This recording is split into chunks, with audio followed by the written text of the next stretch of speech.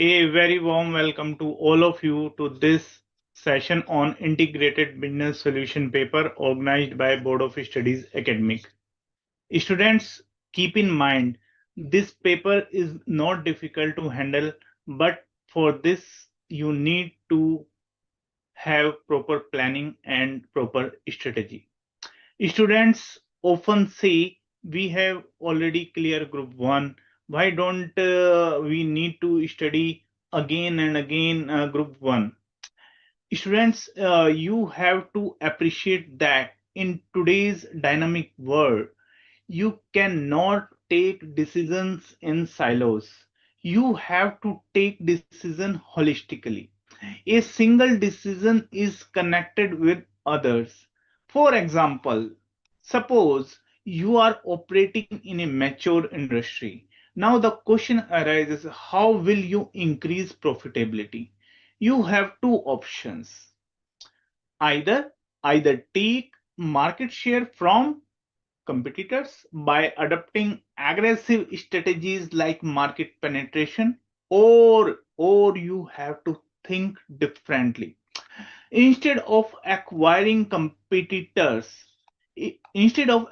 share from competitors, you may decide to optimize your value chain. You may remove non-value added activities to optimize the supply chain activities that are not adding value to customers. At the same time you may improve your supply chain also. To optimize it, you may either acquire suppliers to have better control, or go ahead and open with your own distribution centers. Here strategic decisions play very important role. Suppose you choose backward integration and decide to invest in acquiring a company in uh, South Asian country. Okay, to gain cost efficiency, or to have better competitive advantage. Such a cross-border investment must align with FEMA. Under FEMA, if the proposed investment exceeds 400% of the net worth of the company, it would require prior approval from Reserve Bank of India. Now, see how strategic decisions is connected with local compliances.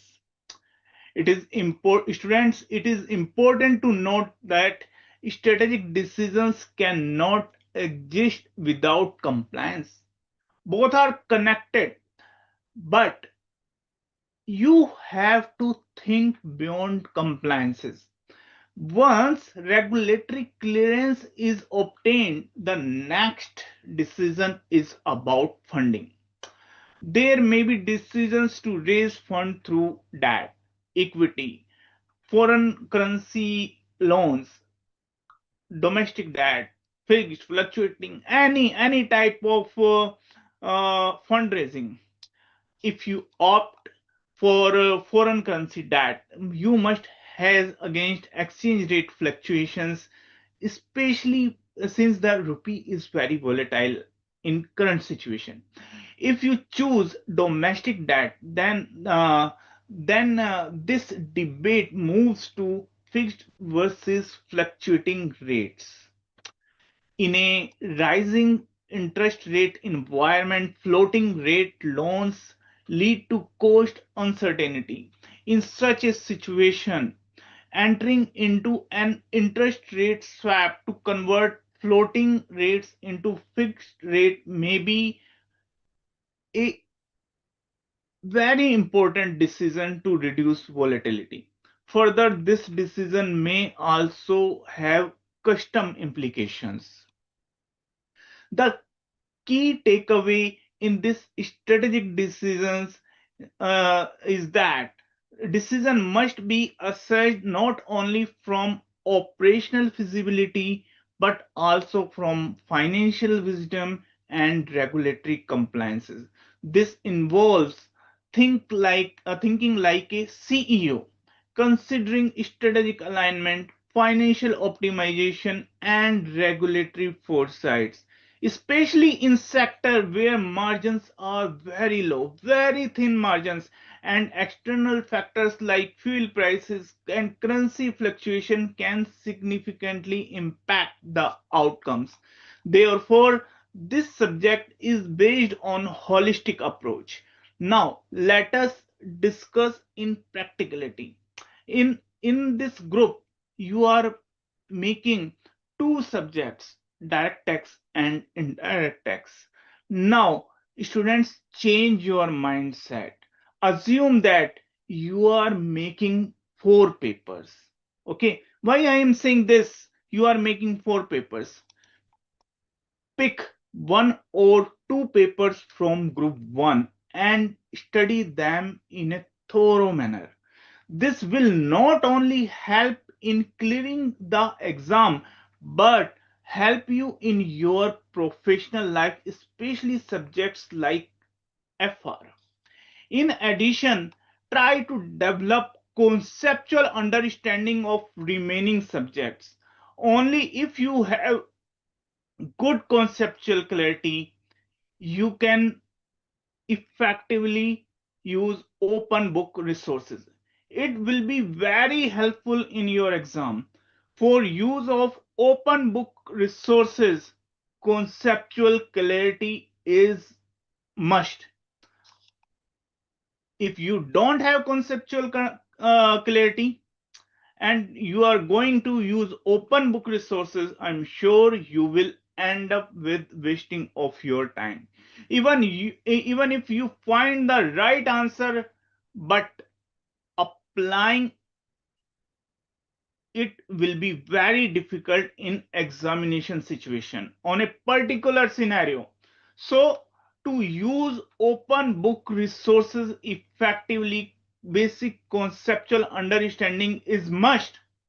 Again, I would like to say, approach this exam with proper planning and proper strategy. This exam is nothing but it is about proper planning, proper mindset, proper strategy. Go ahead in examination with this. I am sure you will clear this exam with very good marks. Let me give you one more example. Students often don't take set A and set B seriously. This is very major mistake. You are aware that first step is decision making.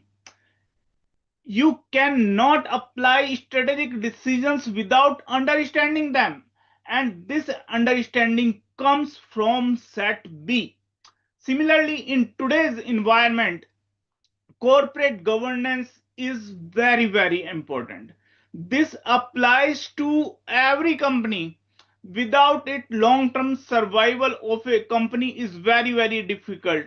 You are likely to get questions from this area. This includes topic like appointment of directors, remuneration, women director appointment, independent director, uh, board meetings, related party transaction.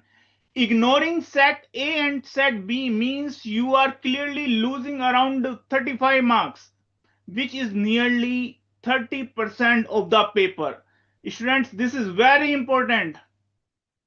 Similarly, if the company has foreign operations, you may get questions from Forex, AFM area, paper number 2, custom duty, indirect tax, and FEMA. This is again from law area. If the company is listed, then question may come from SEBI LODR regulations. If the company is a pharmaceutical company, then intangible assets under Ind AS 38 becomes very relevant. Ind AS 24 on related party transaction is also very important, not only from a financial reporting perspective, but also from company law and SEBI regulations. Therefore, students, please go ahead in examination with change mindset. Okay, now we are privileged to have with us CA Amit Rathod sir. Sir is a qualified chartered accountant with over 15 years of professional experience across offshore and client facing roles. Sir is currently serving as a director in SN Dhawan and Company LLP, where he has successfully established and lead the audit talent hub. Under his leadership, the hub has developed into a scalable and high performing audit delivery unit known for strong governance, high engagement, and low attrition.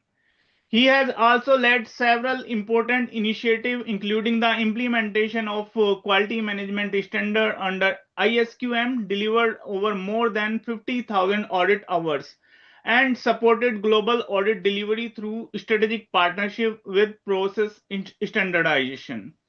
During today's session, we will be discussing these case studies in an interactive manner.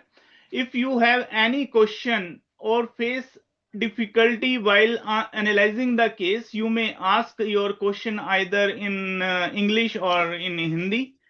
Please feel free to participate actively so that we can collectively understand the practical aspects of the case study is going to be discussed here. With this, let us commence today's session and explore the cases in detail. Sir, over to you. Thanks a lot, Deepak ji, for briefly introducing this particular exam, the paper, showing the practicality and the importance of various subjects, and the real world scenario where the application of this knowledge that the students are getting from various subjects can be integrated together. To be very honest, this subject is one of my favorite subject. Since the day I'm associated with the institute to explain the case studies and then kind of explain my practical experience that I have gained over the years. I mean, this has always been really exciting to see that how the all concepts are from different subjects, from different kind of chapters, they are getting integrated together. And the rightfully, the name of the subject is the integrated business solution. So the point is basically going through this kind of a situation to all the students. First of all, the agenda of today's session is basically we are going to cover two case studies today. The first case study that we'll be covering will take around one to one and a half hour, and then we will take a small break in between, and then we'll move to the second case study. That will remain the agenda for the day. Before I'll start, jump on the case study for further discussions. Please note that the case studies which are presented in your exams, they are the real life scenarios. They are the practical situations someone on the planet Earth is already going through. It is a very well known saying that the professionals are getting paid in exact parallel to the level of problems they are solving.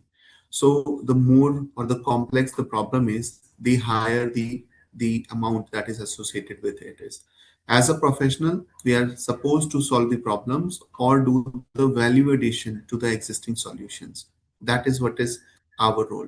So when you will come across in the exams around these case studies which are there, remember they are actually not case studies, they are the practical problems that somebody in the corporate, in the industry is actually going through. And those case studies are being given to you to see as a professional if you will come across these situations. If a client will approach you with these kind of situations, how you will respond to that situation. That's really very important. Okay. So with this overall, the thought is that let's go to our first case study of today. Let's see what is the challenges our clients are facing and to clearly see that what can be the probable solutions which are suggested by your seniors, by me, by ICAI, and we will learn from it. I hope this will remain a very fruitful session as usual. So the first case study that we are going to cover today is about Anupama Hotels Limited. I hope my screen is visible. Anyone from IT, if you can confirm that this is visible, I can proceed further.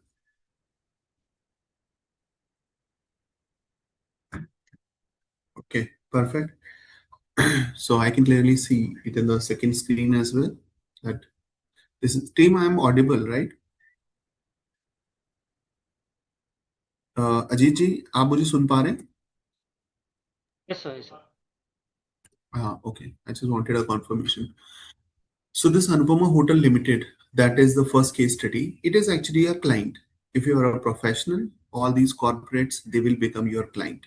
So Anupama Hotel Limited is another client, which is actually operating an all category resort. So they are into a resort business, which is known as the Villas, which is a famous vacation property located in the hills of Shivalik. And the room occupancy is almost full throughout the year. In this kind of an industry, hotel industry, we need to understand the revenue or the expected revenue is roaming around the room occupancy itself, right? If a hotel is having, let us suppose, 10 rooms and then they are operating, let us suppose, 360 days, then they have an inventory of 360 days multiplied by 10 rooms, which is 3600. That is the inventory. But for how long these rooms are getting occupied, they are being occupied. So let us suppose, if I'll talk about the room occupancy of a particular month. So let us suppose we have 10 rooms with 30 days operational. It means 300 is the inventory that I'm sitting at. 30 days multiplied by 10 rooms. Let us suppose out of these 300 as a total, we were having 200 of the rooms which were kind of sold during the month. Then the room occupancy will be 200 divided by 300. So this is how in the hotel industry we calculate the occupancies and its impact on the overall profitability for the actual revenue and for the budgeted revenue as well. On the basis of this room occupancy, we calculate that in which month how much the occupancy will be there. Okay, because hotel industry is more or less like a seasonal business, especially the hotels which are there in the hills. So this one hotel that I'm talking about, this client of ours, they operate a resort named as Villas, and they are in the hills of Shivalik. And the room occupancy, so they are pretty famous. That's why the room occupancy is almost full throughout the year. This property was a hot favorite for not only the people of India but also for the international tourists. So this property is a famous property for all over. I mean, domestically and internationally as well. It means the people who are traveling from abroad, our tourists, they are also liking this particular property. But unfortunately, due to sudden local crisis in the hills of Shivalik, this property also suffered huge economical losses with very less business. Now you see there is a situation. We need to understand these kind of instances that there is a sudden local crisis which is happening. This can be anything. It may be a strike, maybe a riot. I mean, it can be anything, but it has impacted our business. And if there is something which is impacting our business, or let us suppose that business is an independent unit which is generating revenue, it means that is a cash generating unit, CGU. Then these kind of situations can also be an indicator for impairment. I mean, very important to understand. So when your client is explaining to you, you need to understand the various aspects that where this situation can lead, because you have to be ready for anything and everything that is on the way, which will the client will be explaining. So what is happening? There is a local crisis which is going on in the hills of Shivalik, and because of this, the property was suffered with huge economical losses, with very less business, and thus the board of directors wanted to either go for putting it on sale or work out a process of restructuring as a measure to improve the economic feasibility of the property. You see, when this kind of a situation is happening and I'm struggling to generate revenue, what are the options which are available with the client? There are two options that the board has is able to finalize. One is basically to sell this property, and you can understand if there is a crisis which is going on, the property price may have also suddenly uh, slashed to a very lower level, and that's why it can be considered as a impairment indicator, which I just mentioned. So over here, if you see, they are saying either we will sell this property or we'll have to come out with some process of restructuring so that the economic feasibility of the property can be increased. Restructuring, now they may have multiple restructuring ideas.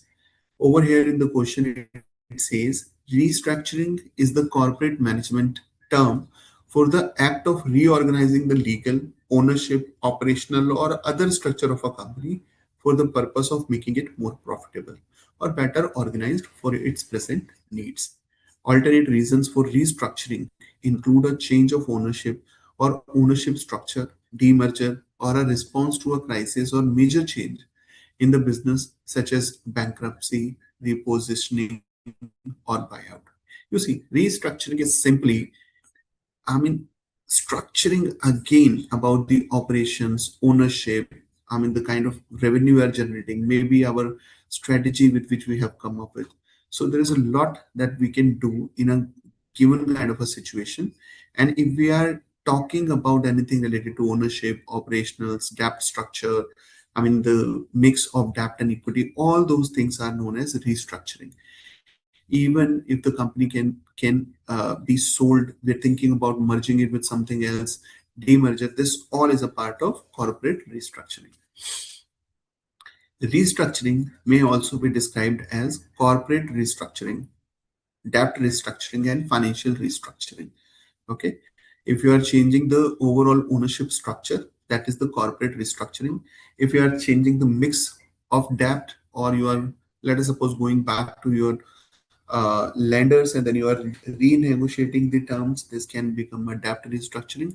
And then if you are changing the mix, which is like the debt and equity ratio, etc., this can be a financial restructuring. The underlying object of corporate restructuring is efficient and competitive business operations by increasing the market share, brand power, and synergies. Okay, why are we doing restructuring? So that the business operations can become more efficient, more competitive in nature. In the emerging scenario, joint ventures, alliances, mergers, amalgamations, and takeovers are becoming the easiest and quickest way to expand capacities and acquire dominance over the market. Okay, this is again a very good strategy. See what happens. A company is there, they start integrating. A vertical integration can be there, a horizontal integration can be there. That's a way they integrate, and then they expand their business as well. Okay, so in the emerging scenarios, coming up with two companies coming up together, working as one company, that is known as JVs, without impacting their existing structure. So they may come up with a third company whereby both the companies may hold some share, or maybe just for a project without even creating a third company. So that is known as a JV.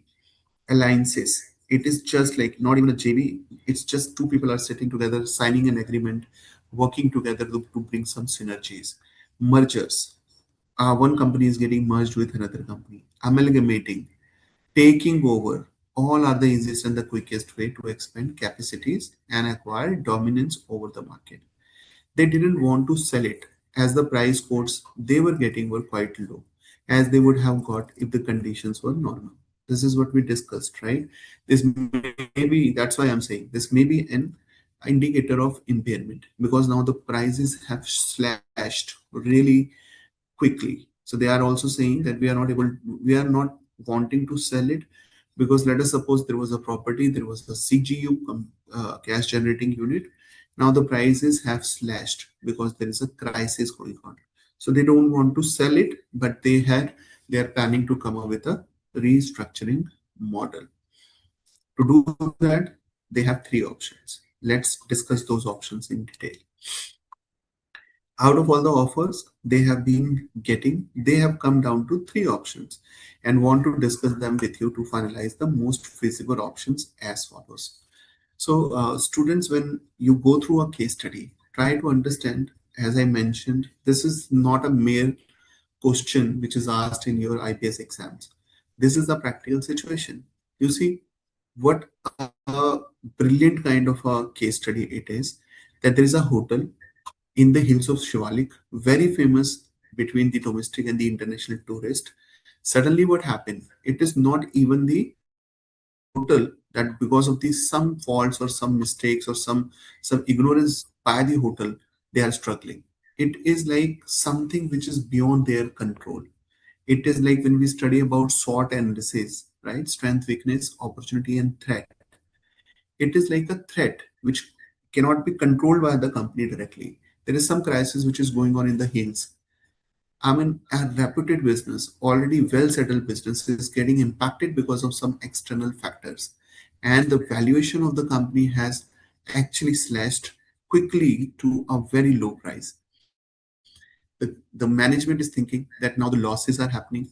The reason is maybe because of that crisis, the tourists are not coming. The footfall has reduced. It means the fixed expenses are intact, but suddenly the revenue has come down because of those crises. So now nobody is interested in buying this property. The ones who are buying it, they are buying it in the hope that in the near future the situation will become normal and the footfall will increase. So what is happening? Company knows that this may be just a short-term impact. So they are not interested in selling at all. So they approached a professional, a consultant like you, and then they're asking you that what should they do in this given situation. Now you have asked that do they have any options? So they are saying yes, they have three options which are available to them, and they are other than selling. They are not interested in selling because prices are very low. So let's see what are the options the company is having. The option number one, we are talking about Anupama Hotels. Okay, remember this name. Now we are talking about an option one, which is Naman Hotels. So this is another hotel, maybe a competition. So Naman Hotel Limited has shown some interest in acquiring this resort property as they are of the view that they can help each other in the business with Naman Group's experienced staff and innovative team in collaboration with the beautiful structure and landscape of the villas. So Naman Hotel, maybe a competitive hotel, they are of an opinion that they can acquire the villas because they have experienced staff and the innovative team. So they think they can do rebranding. They can create maybe through their marketing channel because they think they have a very good innovative team. They can they can create such a situation whereby the footfall can increase. Okay, and with the experienced staff, they can leverage that experience and work around on something to make the villas profitable. So they have shown some interest. This business combination can be carried out by setting up a new entity called the Namupama. Namupama means Naman plus Anupama Villas Limited.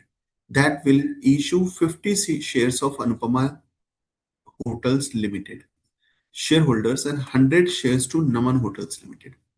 Okay, so it means 1:2 is what they are thinking, that the existing shareholders of the villas will get one share in exchange of, I mean, the total shares, the compensation that they will be paying, they will be merging it together, coming up with this new structuring, and will be issuing one share to Anupama and two shares to Naman Hotel shareholders in exchange for the transfer of the shares in those entities. Okay, the number of shares reflects the relative fair value of the entities before the combination. Also, respective companies' shareholders get the voting rights in the Anupama Villas Limited based on their respective shareholdings. Okay, so I mean the voting rights will remain same. Basis the shareholding percentage of shareholding, they will get the voting rights equally. Now, the company is saying the deal is finalized like this, that there is an agreement of shareholders. It is dated 1st of June, but the shareholders agreement appointment date is basically 1st of April. So it is kind of, this is the date of negotiation started and everything. But by the time this agreement was finalized and it was kind of put there for the signing and all, then it is the date of shareholders agreement, which is 1st of June. But by the time the control was given over the board representation, it was 1st July, and actual transfer of shares has happened on 1st of August. Okay. So this is one option, to merge with Naman Hotels and create a company which is known as Namupama. In this situation, the Naman Hotels shareholders will have the double the right than the Anupama Hotels shareholders, because the shares of the new entity will be issued like 50 raised to 100, 1 raised to 2. The company has another option as well. Let's go through what is the option 2 that is available with the company.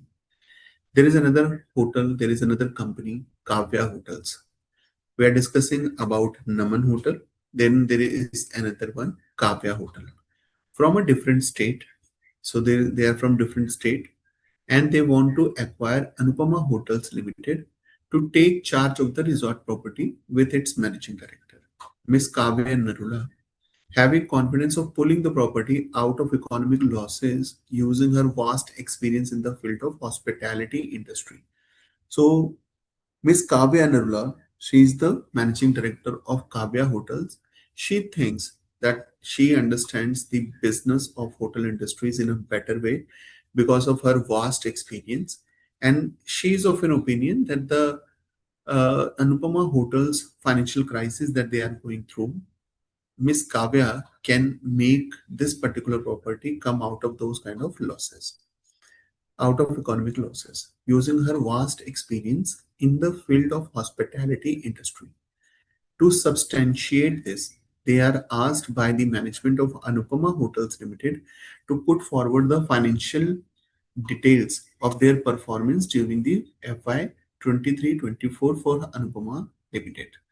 So they are asked by the management of Anupama Limited to put forward the financial details of their performance during the 23 and 24 for Anupama Limited's consideration regarding striking a deal with them, the villas. Now you see, Kavya Hotels, they are thinking that they can definitely help uh, making the Anupama Hotel come out of the economic losses. So Anupama Hotel is asking them to show their financial statements to check whether they can be somebody who can be trusted in this whole restructuring process. The head of accountant of Kavya Hotels Limited wants to discuss some peculiar transactions with respect to the profit and loss made by the group with Miss Kavya and other members of the management as follows before they finalize their books and submit a report of their financial performance to the Anupama Hotel Limited. Now you see, if somebody is coming to your hotel, let us suppose you are the hotel owner, and then they are saying that with their experience they can make your hotel profitable, you will definitely ask that there is a hotel known as Kavya Hotels Limited you are running. Can you show me the financials of that Kavya hotel? If the Kavya hotel itself is making losses, then there is no way Anupama Hotel Limited will consider their suggestion or kind of their proposal of entering into a contract. So the head of accountant of Kavya Hotel is finalizing the books of accounts, and while doing that, he has some questions that he wants to ask. So these are the questions which are mentioned here, and they must be for your reference. So the head accountant tells them that their group's statement of profit and loss for the year ended 31st March 24 shows a profit of 150 lakhs after debiting or crediting the following items. So the accountant is saying the book's net profit is 150 lakhs, but these are some transactions which they should be considerate about because these are debited or credited. The first is payment of 0.35 lakhs in cash on 20th December 23 to a local farmer for the purchase of daily use vegetables and zero point 0.3 lakhs to a confectionery wholesaler for on 26th December for different products. Now there is a cash transaction which are disallowed. So we need to understand like payment to the farmer because it is agriculture produce. This can still be allowed, but paying to a confectionery wholesaler in cash, it is not allowed. One more thing, while I request or recommend all of you to go through the case study digest, which is available on the ICAI's website to give you better insights, better kind of know-how on how to or what kind of case studies can come in exam and how to address them. While you are doing it, be very careful because whatever situations or questions are given over there, they are the solution. The suggested solution is given as per the laws in that particular attempt or exam. Okay, like we are discussing about 23, 24. So they are more or less like what was happening in 23 and 24, especially when you attempt a taxation related question from the case study. There may be some changes which might have happened after the case study was drafted. So you need to be very careful around it. Okay. So this is the point A. Point B says contribution towards employees' pensions scheme notified by the central government under section 80CCD for a sum of rupees 3 lakhs calculated at 12% of aggregate of basic salary and DA. Okay. Payable to the employee in terms of the employment. So accountant is telling you that these are some transactions which he has considered in the books. Okay. Payment of rupees 5.5 lakhs towards transportation of various materials procured by the resort to measure PQR Transport, a partnership firm without deduction of tax at source. The firm declares profit under presumptive taxation scheme under section 44 AE and has furnished a declaration of this effect. It also furnished its PAN number in the tender document. So this is another transaction. They have paid 5.5 lakh rupees for transportation, okay, to PQR Limited. Then the next transaction is profit of 12 lakhs on sale of a plot of land to Divya Limited, a domestic company, the entire shares of which are held by the SSC company. It means it's a wholly owned subsidiary company. The plot was acquired by Kavya Hotel Limited on 1st June 2022. So there is a profit of 12 lakh rupees which is already in the books. So if you can recall, there is an amount of profit of 150 lakhs. This includes this 12 lakh rupees of profit as well, which we have made on selling a plot of land to Divya Limited. Okay. Next is contribution of 0.5 lakhs to Indian Institute of Technology, IIT, with a specific direction for use of the amount for scientific research program approved by the prescribed authority. Okay. So there is a contribution, seems like a kind of a donation, contribution to the IIT, and the question specifically mentions that it is a amount which they need to spend on scientific research program. It means this is given for a specific purpose. Remember, this kind of amount which we are paying in the hands of the institute, this may become, rather than a general income or an other income, it can become a reserve. It can be a capital kind of a reserve, because they are only allowed to spend this amount on the scientific research program. It means they cannot use this for rentals, for salaries, for other printing, stationery, tour, travel, those kind of expenses. Until or unless those stationaries, tour and travel, and everything is that is kind of only for the purpose of scientific research. Okay, so this is the donation the company has given.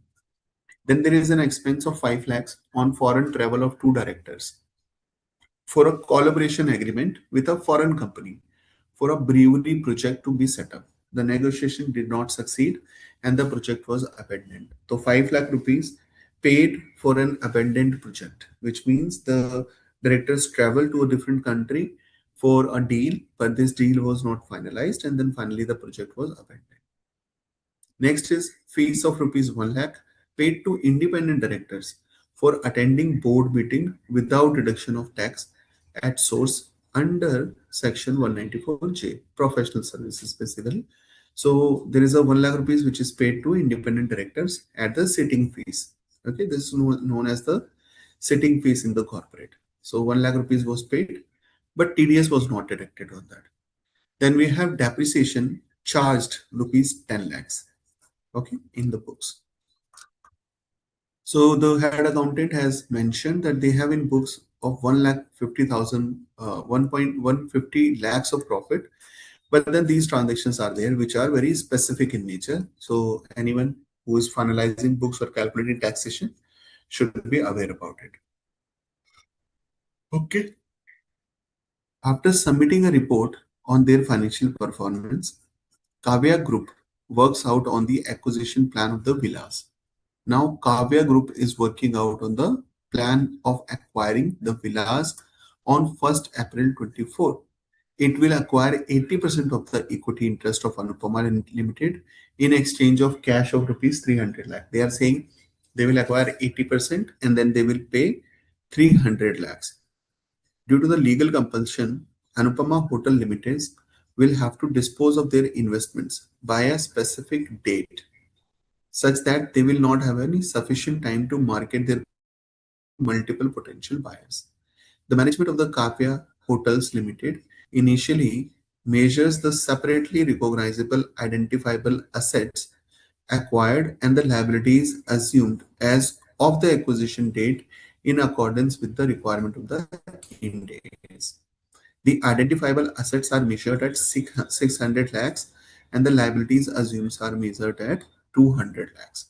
Okay, remember they have 600 lakhs of assets and 200 lakhs of liabilities. So if I'm acquiring something, a kind of a company, that company has 400 lakhs of net assets. So if I'll get 200 lakhs of liability and 600 lakhs of assets, the net is only 400. So I'm going to acquire 400 lakhs of net assets. And that too, I'm going to acquire the 80% of it only, right? So if you can see, I mean, clearly what is the visibility is, I will get 400 lakhs of assets. 80% of it means 320 lakhs of assets, but I'm going to pay only 300 lakhs. It means I will buy assets, net assets of 320 lakhs in 300 lakhs only. So apparently there is a bargain purchase, which is happening how much? 20 lakhs. Bargain, what is bargain purchase? It is the exact opposite for goodwill. When you are paying anything extra, this can account for as goodwill in the books. But if you're paying lesser, remember there is a crisis going on. So the Kavya Limited is paying lesser. They are acquiring assets of 320 lakhs by paying 300 lakhs. So there is a benefit, there is a positive amount which is happening. So that is known as bargain purchase. Kavya Limited engages an independent consultant who determined that the fair value of 20% non-controlling interest in Anupama Hotel Limited is 84 lakh rupees. Now you see, ideally, if net assets are 400 lakhs, then it should be 400 multiplied by 20%. It is 80 lakhs. But NCI is 84 lakhs. Okay. So we need to understand that we are getting 400 lakhs of assets, 80%. So we were thinking that we will have 20%, 20 lakhs as the benefit, as the kind of uh, uh, total benefit. But since we were calculating 80 lakhs as the NCI, but the valuation valuer has told that it is 84 lakhs. So we will, instead of having 20 lakhs of benefit, we may have only 16 lakhs of benefits. We will see the calculation as well, but this is upfront what is visible. Kavya Hotel Limited reviewed the procedures it used to identify and measure the assets acquired and liabilities assumed, and to measure the fair value of both the NCIs in Anupama Hotel Limited and the consideration transferred. After the review, it decided that the procedures and resulting measures are appropriate, and it waited for approval from the end of Anupama Hotel Limited to move ahead with the plan if they accept the offer. So in the first option with the Nirman, what is happening? Naman, sorry, not Nirman. So in the Naman Hotels Limited, what are we doing? We are actually coming up with Namupama as a new entity by providing these kind of shares. That is the first option. In the second option, we are actually selling the whole company, and Kavya Limited is planning to purchase to buy our company, but they are paying 300 lakhs. Option 3. Now, in the first, there was a merger. In the second, there is a basically buyout. Third, let's see what is that. The management of Anupama Hotel Limited wants you to carry out a special audit of the controls implemented in their property and suggest them solutions to improve any deficiency in controls or any management incompetencies which might need improvement or replacement to bring back the good old days and the company could ask its financiers for a corporate restructuring based on your audit report. So now they are appointing you and asking you to go through the whole of the controls, the processes the company has set up, and come up with that where are the, let us suppose, revenue leakages are, or what are the good things that the firm can implement, what are the findings which are there in the control environment the companies, what are the deficiencies that the company's control environment is subjected to, and then they can improve on them to bring or increase the footfall so that the good old days can come back. Okay. As a student, you need to understand the difference between a finding and a kind of a deficiency. So when I'm doing a control testing, whatever I come across as a shortcoming, if controls are not working the way they should be working, then it becomes a finding. Okay, it's just a finding. It means it is something which is a kind of a suggestion I want management to correct. But the moment I realize that this finding has an impact, a pervasive impact at an overall level, it can impact multiple accounts, multiple GLs, then that finding itself can be considered as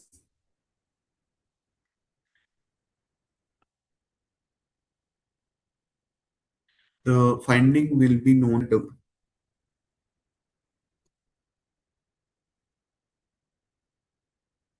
okay. So that finding will be known as deficiency. So finding is the first level and deficiency is the second level. So in short, if I have to say something, then I will definitely, in short, I can clearly say that all the deficiencies are findings, because before they will become deficiencies, they have to be the finding. So all the deficiencies are finding, but all the findings are not the deficiencies. I hope it is clear, right? So the management of Anupama Hotel Limited, this is the third option, that they want to hire a consultant, a professional who can tell them that what is going on in the company, what are the areas of improvement, and if they will be improving them, how they can come up with a kind of a situation or a solution which can bring the old good days back to them. Okay. After special audit of the controls. Now, you suggest them about risk-based audit and deliberate them about the process of this audit on their request. So you are saying that we will do a risk-based audit. What is a risk-based audit? A risk-based audit is basically identifying the areas which are risky in nature. So before doing a complete audit or putting all the efforts on completing an audit procedure, we will focus on the areas of risk. So uh, I mean, just to give an example, like in the revenue, we wanted to test everything. But what risk-based approach says that don't test all the assertions of the revenue. They may have multiple assertions, multiple risks can be associated with them. So come up with that what are the risks which are riskier for you, and then kind of focus on the audit of completing those assertions or those risks only. This is a risk-based audit. So actually, by going through the risk-based audit, we avoid a situation of under audit or over audit.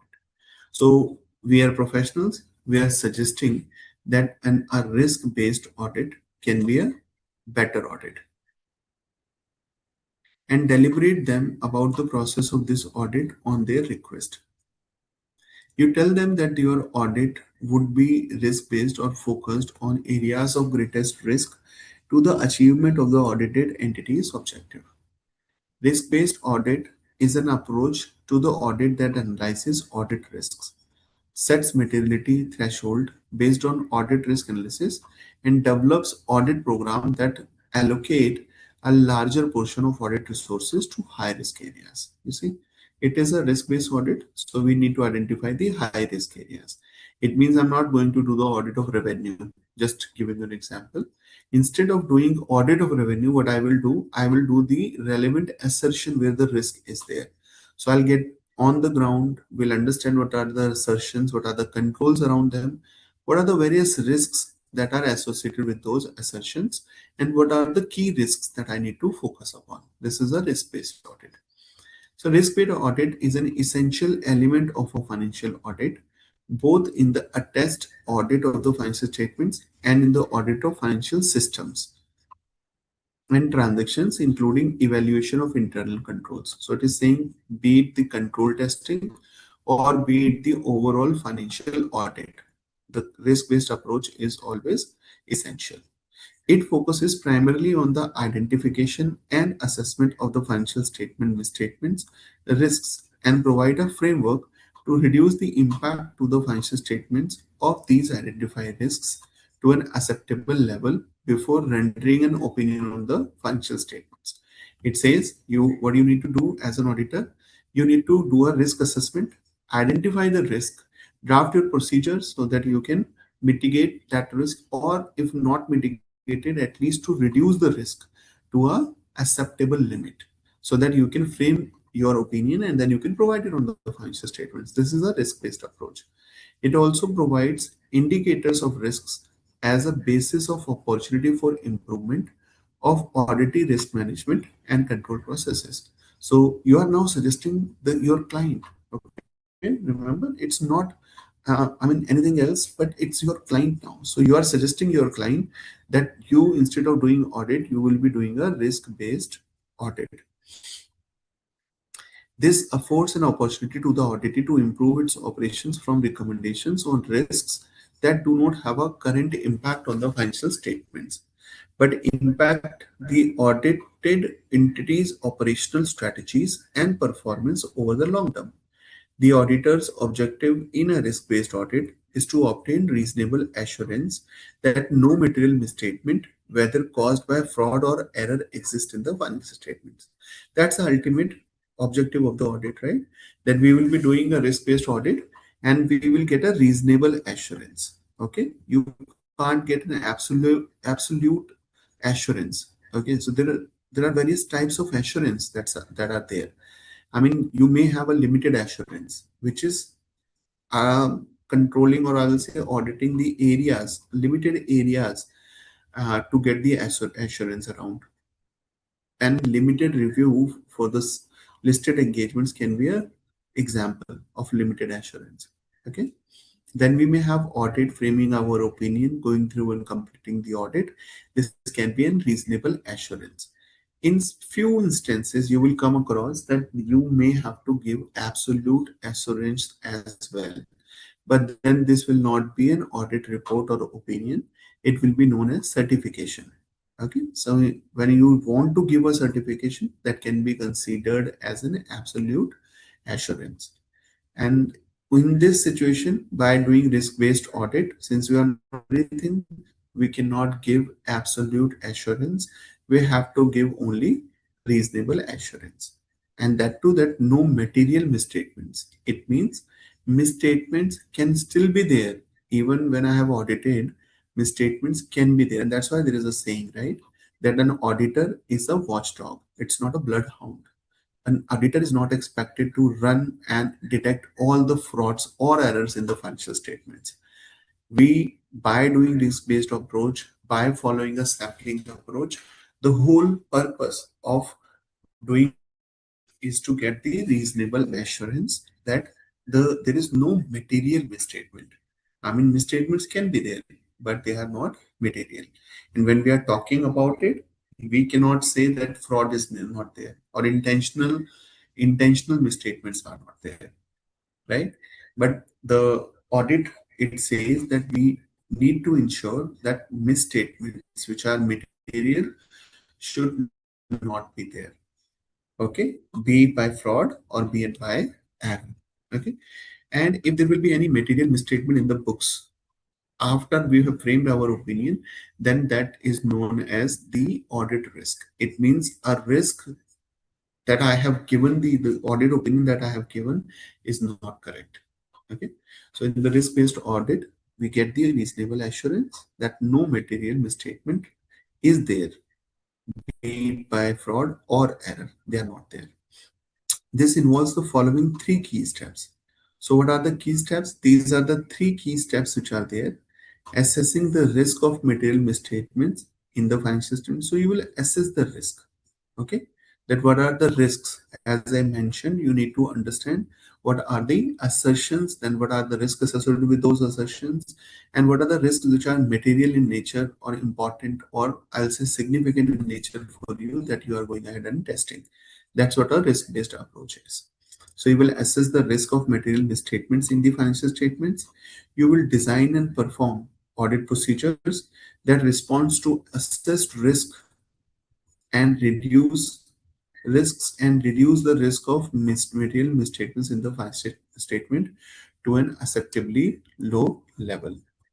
Okay, and then issuing an appropriate audit report. So what are you doing?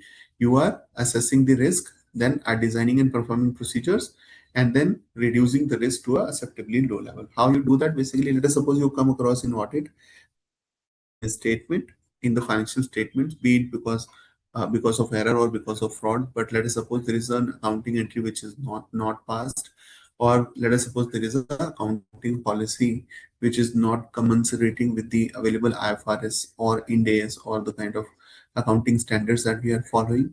Then those are the misstatements. What you need to do as an auditor, you need to reduce that risk to a acceptably low level. Okay, and how you do it? By sitting with client, asking them that there is an adjustment entry that you need to pass, they need to account for, they need to correct that particular situation. And if the client is correcting that, it means the remaining risk that is there in the financial statement, you have reduced it to an acceptably low level. What is acceptably low level? It may be your materiality of that financial statement, that there is anything, any material, any statement which is there, it is now below my material misstatement. Okay. Issuing an audit opinion on that, the work is done in three distinct phases. You have three articles in your team. Now we have three articles as well. Okay, perfect.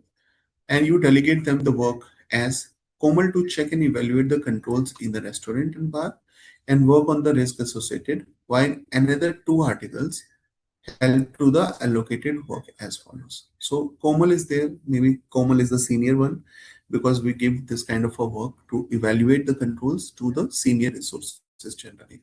While Sagar and Ritu may be junior and then they can assist or they can help Komal or maybe with other testing. Let's see Komal's role.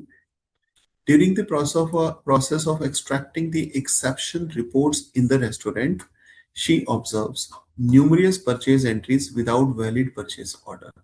So she's saying that there are purchases which are there in the books, but the problem is that we don't have a purchase order. What is a purchase order? It is basically a requisition, I will say. So when a department needs something, they raise a purchase requisition. Purchase requisition is the requirement kind of a list. This purchase requisition goes to the store and to the, let us suppose, the kind of a department which maintains the stock. So this purchase requisition, they will look into the stock, whether that stock is there or not. Let us suppose if that stock is not there, then they will go to the purchase department. They will ask the purchase department to purchase. The purchase department will definitely see that what are the vendors who can be given this kind of a purchase order. So they will create a requirement which is known as purchase order, and then they will raise this purchase order after internal approvals to a respective vendor if vendor is already identified. If vendor is not identified, then they will onboard the vendor, maybe by asking quotations from the open market, selecting the lowest bid and all those things. Once they have finalized and onboarded a vendor, they can issue a purchase order to the vendor. The On the basis of the purchase order that the vendor will be receiving, they will create a sales order. Okay, and along on the basis of the sales order, they will be generating a sales invoice along with the goods. They will be sending along sales invoice to you in generally in three copies.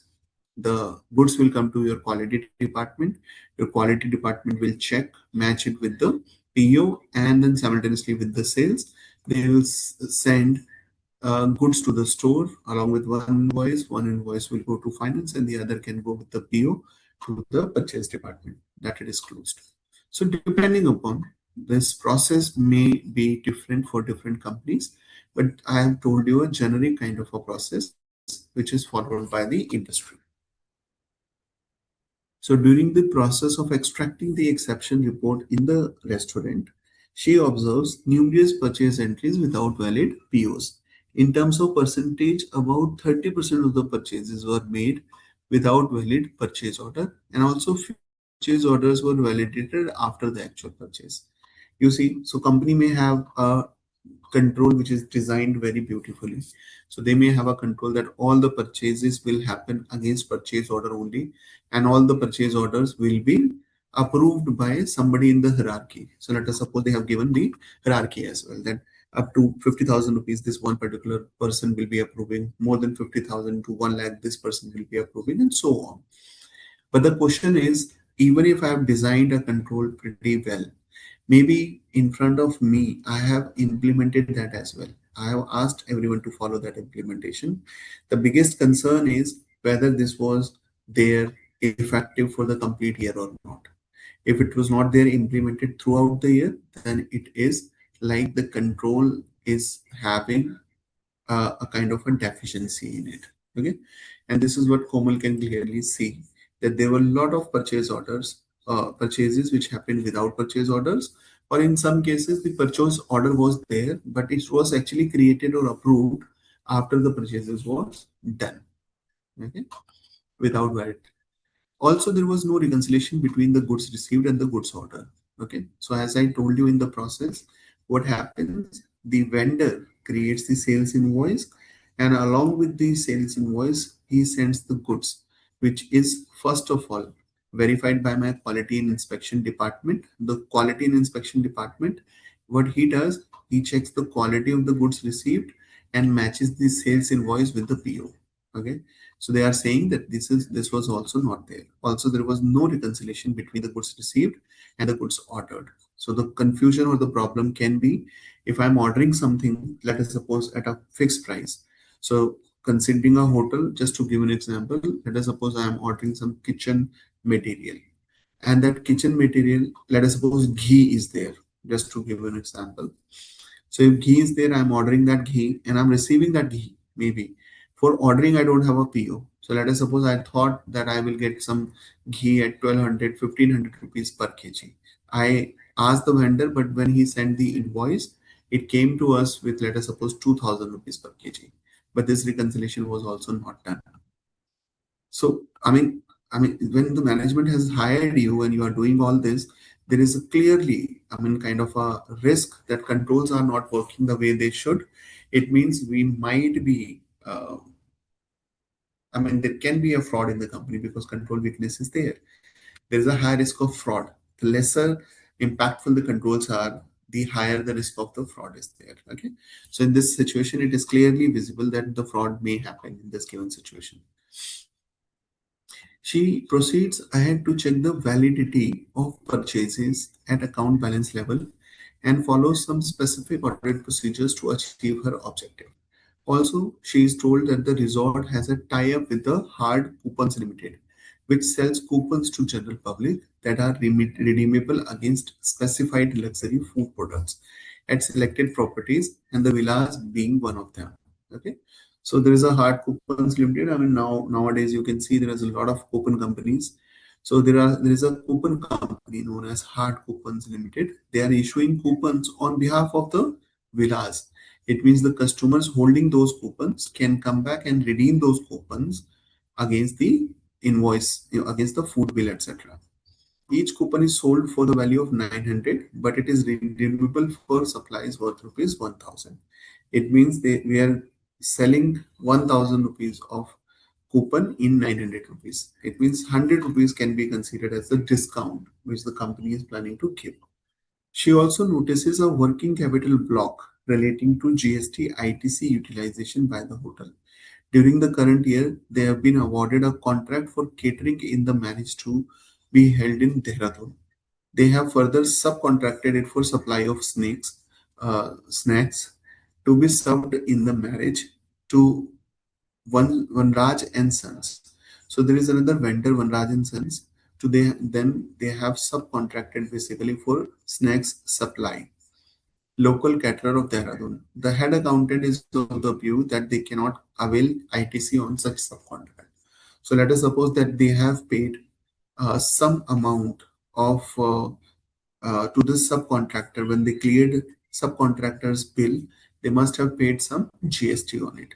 The head accountant says that you can't take the input of that GST. It means that GST input which they could have availed and that money which they are depositing to the government for GST could have saved. So there is a money which is blocked. Why it is blocked? Because the head accountant is of an opinion that they cannot claim the ITC. Then let's move to the second article, Sagar. Let's see what is Sagar doing. Performing client acceptance or continuation procedures. Okay. Planning the overall engagement, performing risk assessment procedures to understand the business and identify inherent and control risk, identifying relevant internal control procedures and assessing their design and implementation, assessing the ROMM in the financial statement, etc. So he's working on the planning. Sagar may be a senior guy because he's just kind of controlling the whole planning status. Then we have Ritu, designing and performing further audit procedures that respond to the assessed risk. So while Sagar is actually working on finalizing the risks which are associated with risk assessments, etc., Ritu is actually working on the responses. So designing and performing further audit procedures that respond to the assessed risk. So Sagar is identifying risk.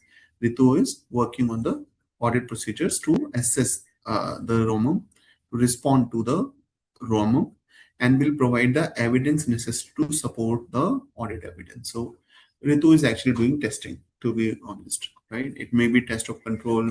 I mean, it can be substantive testing, test of details. It can be analytical procedures. It can be confirmation procedures, right? Anything. But Ritu is doing the testing. Sagar is doing the planning, and then Komal is doing the control testing. Finally, you as the auditor assess the audit evidence obtained and determine whether it is sufficient and appropriate to reduce the risk of ROMO in the financial statements to an acceptably low level and hand over your audit report to the management of Anupama Hotel Limited with all your suggestions and scope for improvements for reviving the economic operations of the resort. The decision, considering all the above options and working out on the feasibility of each, the management of Anupama Limited chooses to go further with option number 3 of going for corporate debt restructuring and request you to frame a scheme to be discussed with their main financer XYZ Bank Limited in due time. So on the basis of your report, now you have shown that these are the deficiencies. If firm will, if the company will control this, will it strengthen their controls, internal controls, etc., this much of the saving can happen. And this much of saving, be it GST input, be it your purchase orders, excess prices, excess quantities being purchased, the frauds that can be there, probable frauds, etc.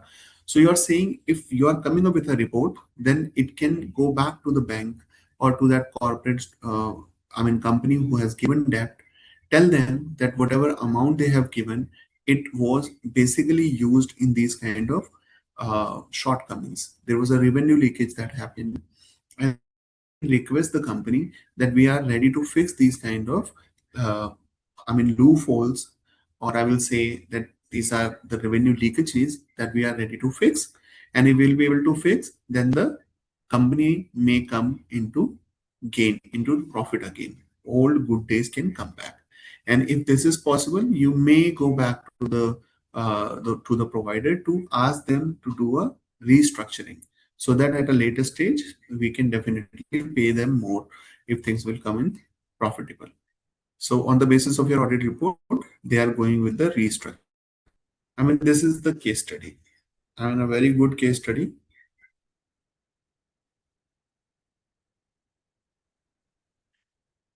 So in this whole case study, I'll quickly summarize. There is a company, okay, known as Anupama Hotels Limited. They own a resort, which is known as the Villas. The villa is very famous. in domestic and international market. And the hill where the villa is located, they are going through a kind of a crisis, because of which the footfall has fallen down, and an Upama hotel started making losses while it was a very profitable kind of a company.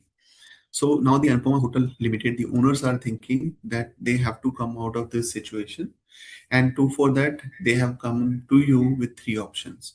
The first option is basically that they are kind of have an option that Naman hotels have offered them, that Naman can provide them experienced staff and the innovative team. So the team and the resources can be provided by Naman Hotel, while the property can be used of the villas. So it can be a kind of a combination, maybe a joint operation, whereby the team, the resources, employees can be provided by Naman, and the villa can provide the property. It can work together. I mean, the best from both of them can come together and make a one company.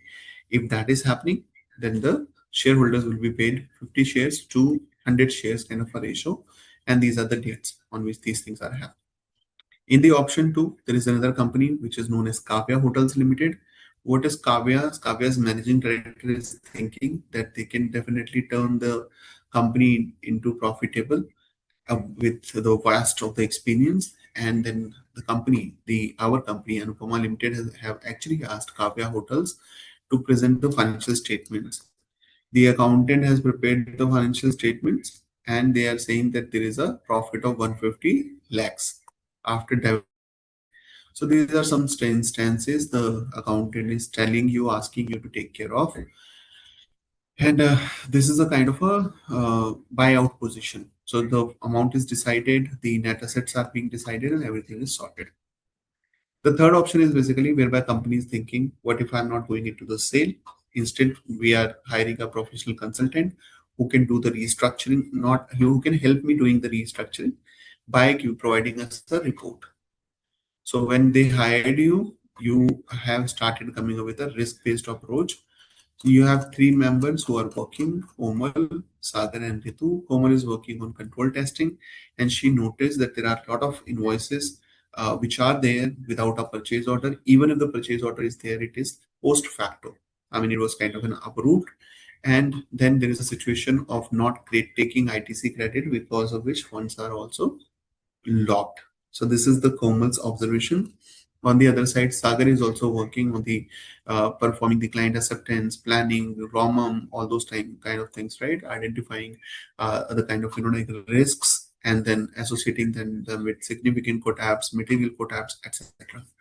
On the other side, Ritu is actually working on those procedures. So audit plan is what Sagar is making, and testing is what Ritu is doing. Okay.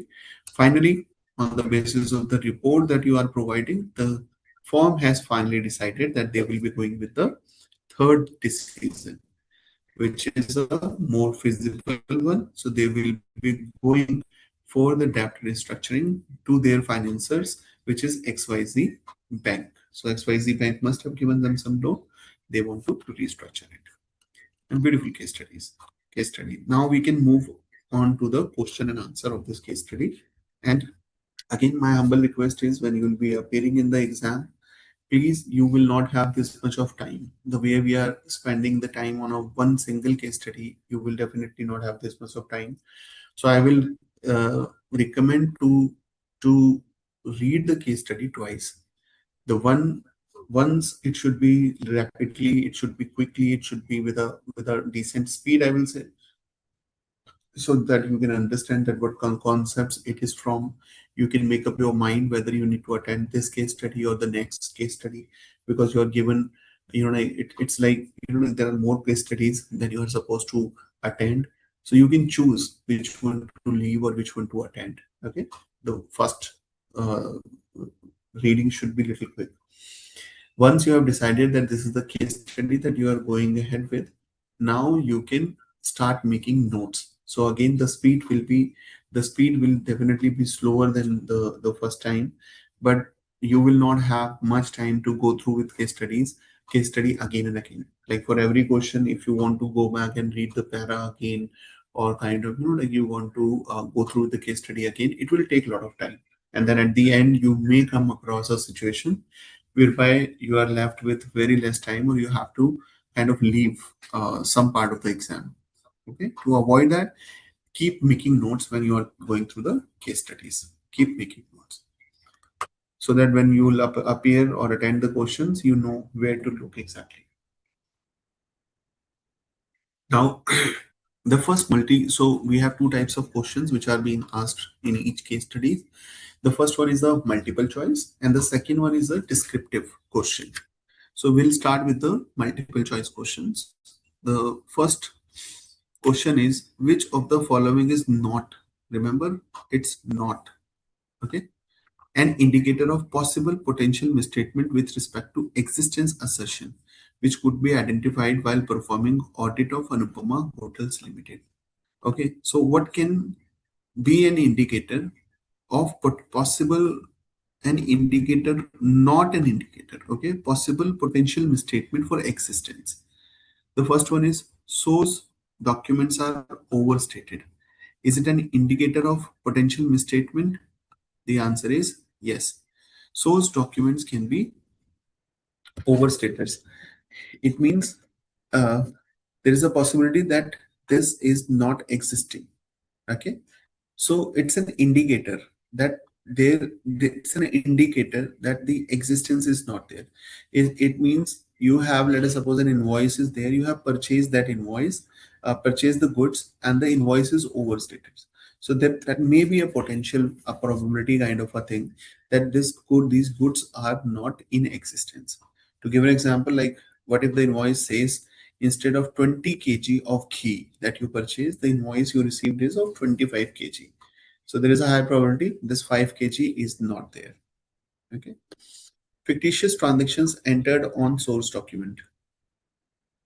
Fictitious transactions entered on source document. So transactions, again, fictitious transactions, ghee is purchased. I'm just taking an example of ghee because it's a hotel. Third is processing of transactions is inaccurate. It means the transactions which are there, they are inaccurate. Transaction duplicated on source documents. Okay, so once you have purchased and then it is shown as twice. The point is basically in the third, it clearly says that it may be the valuation kind of an assertion which is at risk. It means that we purchased something for 100 rupees and we are showing it for 200 rupees. The processing is inaccurate, but it is not like that this is not existing. Okay, so the answer to the first question is processing of transaction is inaccurate. This is not an indicator of existence. Okay, I hope it is clear. While others are existence related, this C is actually related to valuation, that the value may be wrong.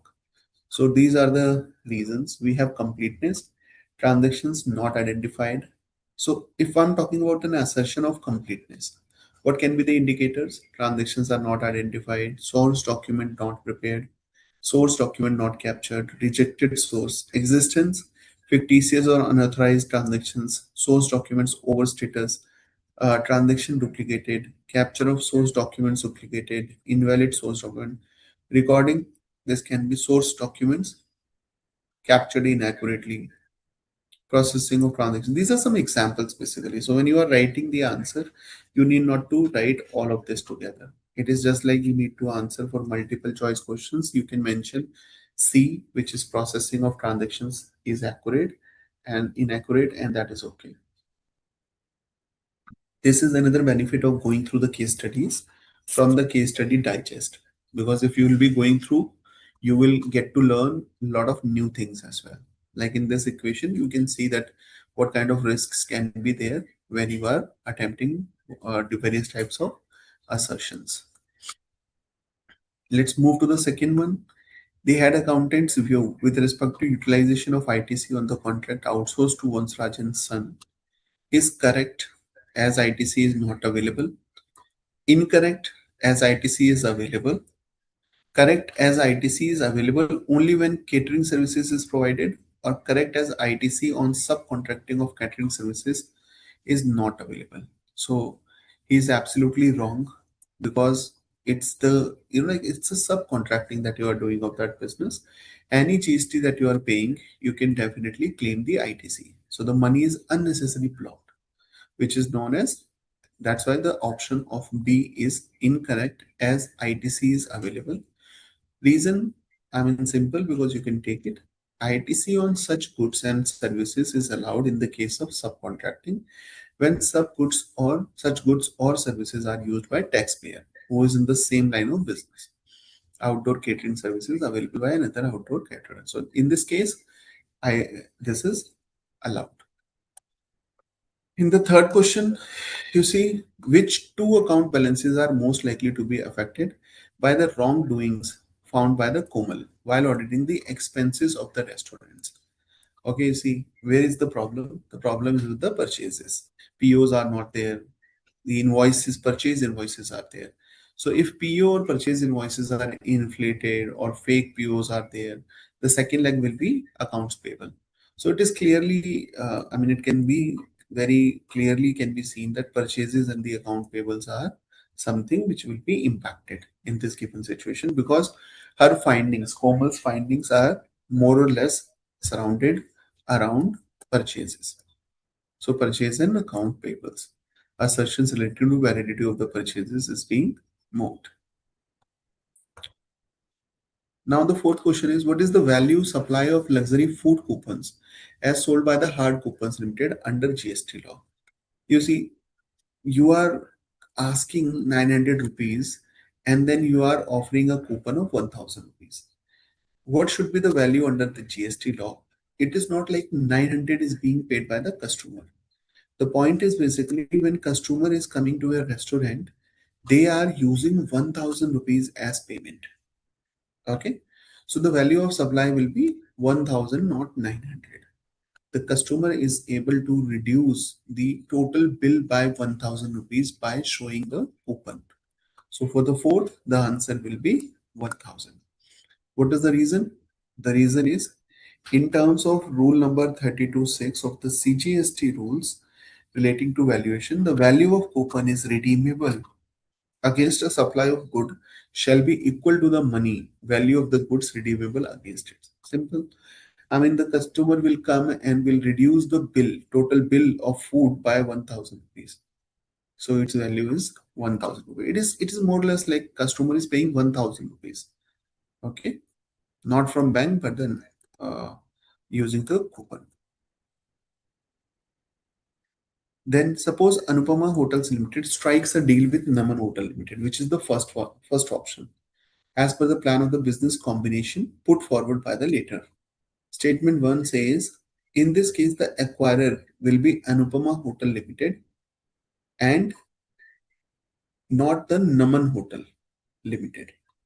Okay. Second statement is saying 1st July will be considered as the acquisition date. Okay. So obviously the acquirer in this case is uh, I mean Anupama Limited and it is not the Naman Hotel Limited. And the acquisition date is also not 1st July. We'll see what are the various dates available. Yeah. So I mean it is like the board control is taken on the 1st July, but it was the date of the shareholders agreement is the 1st June itself. So 1st July is the inaccurate statement. So the option that we have is basically in the question number 5th is basically statement 1 is incorrect. Okay. The reason is, you see, who is, I mean, at the end of the day, after the business combination, Naman Limited shareholders will get 2 shares in against Hotel Limited's shareholders, which will get 1 share. So the majority will remain with the shareholders of Naman Hotel Limited. So the acquirer in this case is Naman Hotel because Naman has the 67% kind of a acquisition, while Anupama's shareholder is getting paid only 33%, 1:2. So the acquirer is Naman. So the first statement is wrong. The second statement is 1st July will be considered as the acquisition date. So this statement says that the 1st July will be considered as the acquisition date on the date when the obtaining control over the board representation. So it means the date of agreement may be different, but we will definitely see on on which date the control was obtained. So in this case, statement 1 is incorrect while the statement 2 is correct. We'll read the reasoning as well.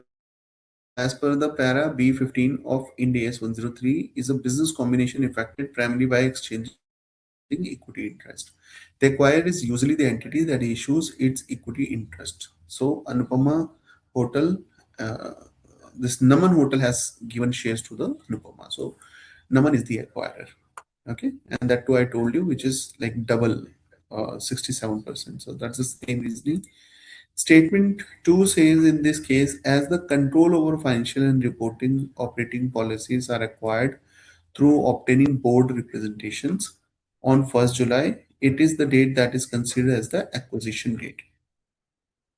As Naman Hotels Limited did not have control over Anupama Limited as at that date. Okay, not before this. So this is the correct kind of a statement.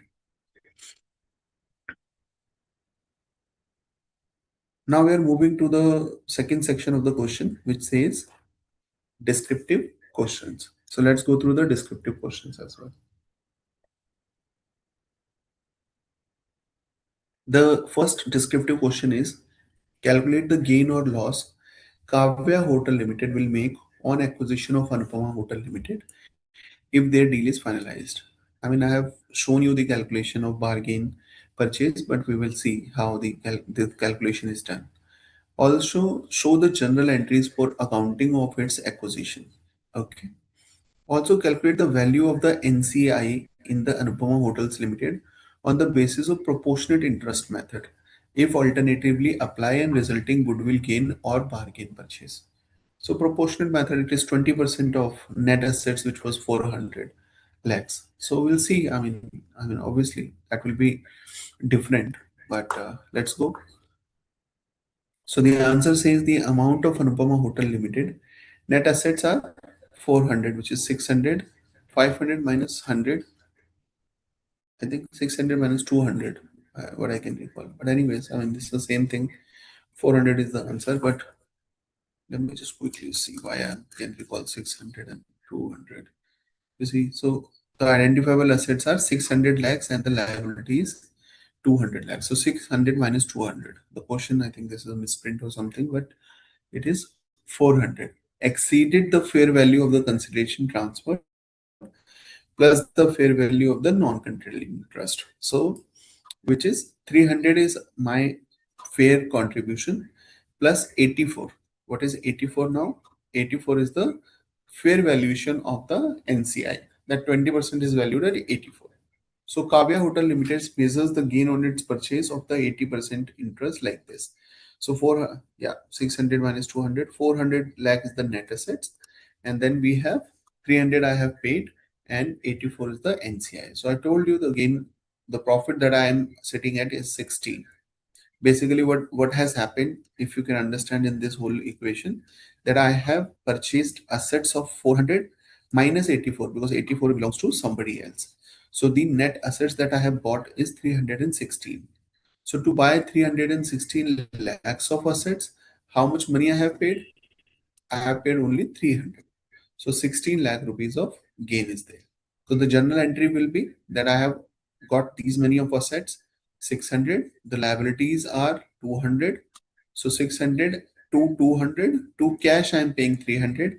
To NCI, which is the a kind of a non-controlling interest in the liability side, which is 84. And the remaining is my bargain purchase. A simple entry. Alternatively, if the acquirer chooses to measure the NCI interest in Nupama Hotel Limited on the basis of proportionate interest, then this 84 would have no value, right? The proportionate is basically 20% that I'm not acquiring. So 400 multiplied by 20% is the 80 would have been the value of the NCI. So if this would have been 80, my bargain purchase would have increased from 16 to 20 lakhs. This is the answer, basically. Alternatively, if the acquirer chooses to measure the NCI in Anupama Hotels Limited on the basis of its proportionate interest in the identifiable net assets of the acquiree, the recognized amount of the NCI would be 80 lakhs. 400 multiplied by 20%. The gain on the bargain purchase then would be 20 lakhs, which is 400 minus 300, which is the net compensation, and 80 is the NCI value, proportionate value. So my bargain purchase would have increased to 20 lakh rupees from 16 lakh rupees. Okay, I mean, pretty simple. The second descriptive question, it means the question number 7. It says auditors are required to assess the ROMM on 2 levels. Briefly explain the same and state the procedures to be followed by Komal regarding validity of the account balances relating to the purchases while auditing the controls in the restaurant of the Anupama Limited. You see, auditors are assessing at 2 levels. One is the basically overall, what we call it like in the audit language is pervasive risk. Okay, so overall pervasive risk. The second is basically at a procedural level. Okay, so first of all, you need to identify the risks at an overall level. The second is at a procedural level. So this is what is given here. Like auditors are required to assess the risk of material misstatement at 2 levels. First is at an overall financial statement level, which refers to the risk of material misstatements that relate pervasively to the financial statements as a whole and potentially affects many assertions. Pervasive. Pervasive means everywhere. Okay, pervasive means everywhere. Always remember in audit, it's a very a kind of a common word that we continuously use. So first of all, the first level of risk is at an overall financial statement level, which refers to the risk of material misstatements that relate pervasively to the financial statements as a whole and potential affect many assertions. This can be, like the reports of, which we are getting the internal control system, internal auditors, board of directors meetings. There is a lot that we are going through when we are discussing about this overall risk. Okay. Second relates to risk identifiable with specific assertions at the class of transaction, account balance, or disclosure level. Another very important fact, this is known in the audit as COTABD. Okay, COTABND. We, rather than saying class of transaction, account balance, or disclosures, we simply call it COTABD. Okay, and what is the meaning? The class of transactions means the line items of profit and loss statement. Okay, P&L. Account balance is the line items of balance sheet, and disclosure, it is the line item of notes. Okay, remember, class of transactions. What is the difference between class of transactions and FSLI, which is financial statement line item? Why are we using class of transactions? Because class of transaction is a group of similar nature of transactions. So let us suppose if I have an FSLI in the profit and loss accounts, which is known as sales or revenue. I may have revenue as 100 rupees, but the class of transactions may be different. While this revenue is FSLI, financial statement line item, this one FSLI may have multiple class of transactions. It means, let us suppose the company's business, it goes like I am into 3 businesses. 3 types of sales are happening from my business. Let us suppose one is a process related to online sales. The other one is the process related to the offline or showroom sales. Then let us suppose the third option is also there, which is I'm into B2B sales. And then the processes, business processes for all these sales are different. The nature of transactions that are happening in all these 3 things, they are different. So even though I am making sales through 3 channels, but they are independent, they are different channels altogether.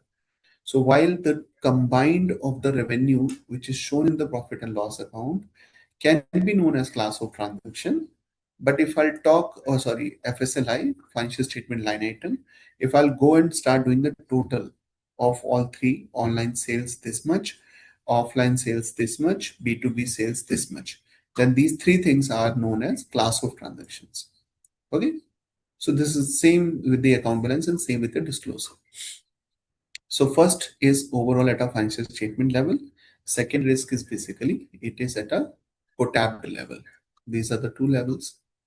B is the audit procedures. What can be the probable audit procedures to validate the account balances? Like you can mention it, but I'll read a couple of them for you. Make a selection of the purchases, review correspondence with the vendors, purchase requisition.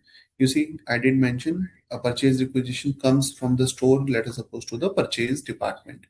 On the basis of the purchase requisition, purchase department creates a PO and gives it to the vendor. Okay, reconciliation.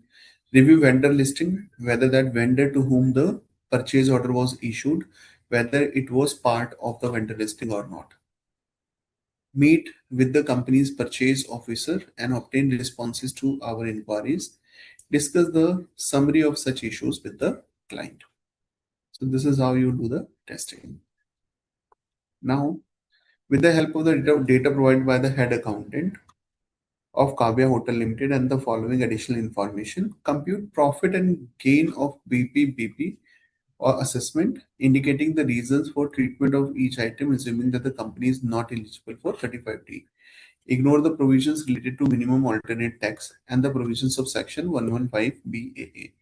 As a corporate debt restructuring arrangement, their bank has converted unpaid interest of rupees 10 lakhs up to 31st March 23 into a new loan, amount repayable in the 5 equal installments. The first installment of 2 lakhs was paid in March by debiting, so new loan account. Okay. Depreciation as per income tax is 15 lakhs. Remember, depreciation as per them was 12 lakh. Company received a bill of rupees 3 lakhs on 31st March from a supplier, vegetable sellers, which was made in March 24. Bill was omitted to be recorded in the books. The bill was paid in April. Necessary entry was made in the books then. Right? This is also wrong. If you are making a accounting payment on April 24th, but the bill was related to March 24th, then the bill should have been recorded in March 24. Payment could still be made and recorded in April 24. So, I mean, this is a solution which is given there. This was the amount which was shown as a profit by the accountant. Then payment of a middleman, man, I told you this is, I mean, the grocery vendors payment was not allowed, but the agriculture, the farmers payment was allowed. So farmers payment was allowed. It means the grocery store payment was added back. So these are the items which are not allowed or will be separately discussed. So this is added again in the profit. Contribution towards employees pension scheme in excess of 10% is also not allowed. So this is also added. Payment to transport contractor without deducting the TDS. Okay, it is allowed because they have explained, declared it. So if it is allowed, so it is not added back in the profit. Contribution to IIT was allowed, so it is also not added back. Expenses on foreign travel of two directors for a collaboration agreement which failed. So it is very important to read. There is a case study as well where expenditure is incurred for a project not related to the existing business and the project was abandoned without creating a new asset. It is disallowed. Okay. It means if this project would have been, let us suppose this trip would have been for the same business that the company is actually into, then it would have been allowed. Even the agreement, let us suppose, for the existing business was something that was failed. Still, this expense could have been allowed. It is just like a new business was there, a new segment was there. So this is not allowed. Fees paid to the director is disallowed.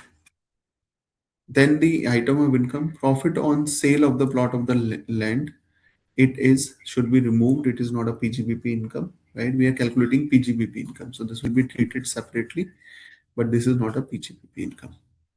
Depreciation, we are saying 5 lakh because okay, it was in the books, it was 10 lakhs, so 5 lakh is additional, which is kind of which can be allowed, so it can further reduce the profit, so we can take it over here as well.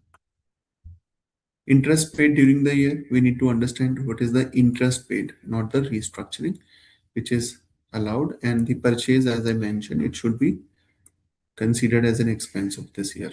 So it is also, so this will become the profit under the PGBP. I mean, when I went through this particular case study, this is such a good case study. I have learned a lot of things. I mean, at this stage as well.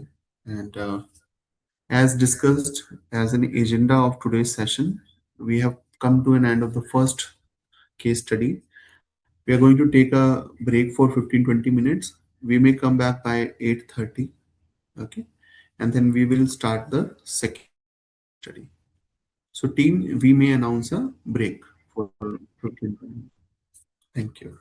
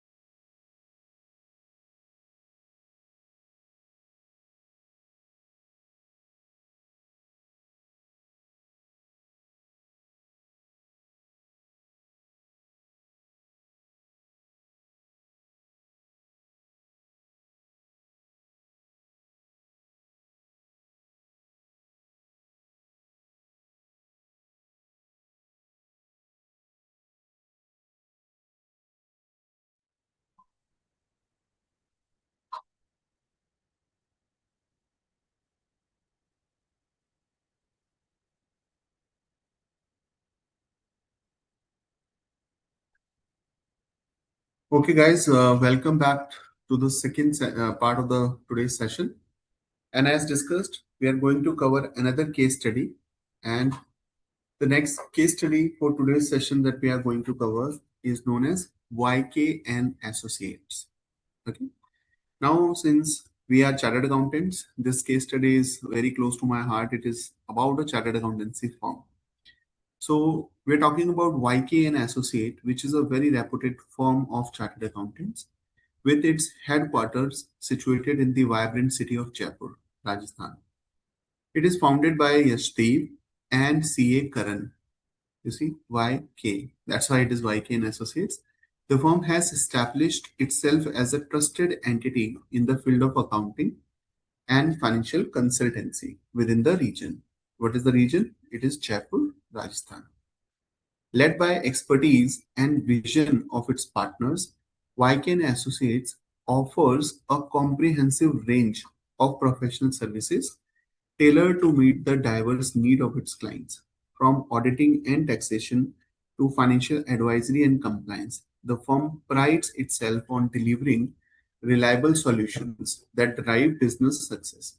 With a deep understanding of both local regulations and global market dynamics, YK and Associates serves a diverse clientele spanning across industries such as manufacturing, hospitality, retail, and more, whether assisting startups in navigating regulatory framework or providing strategic insights to established enterprises. The firm's commitment to excellence remains unwavering. Okay.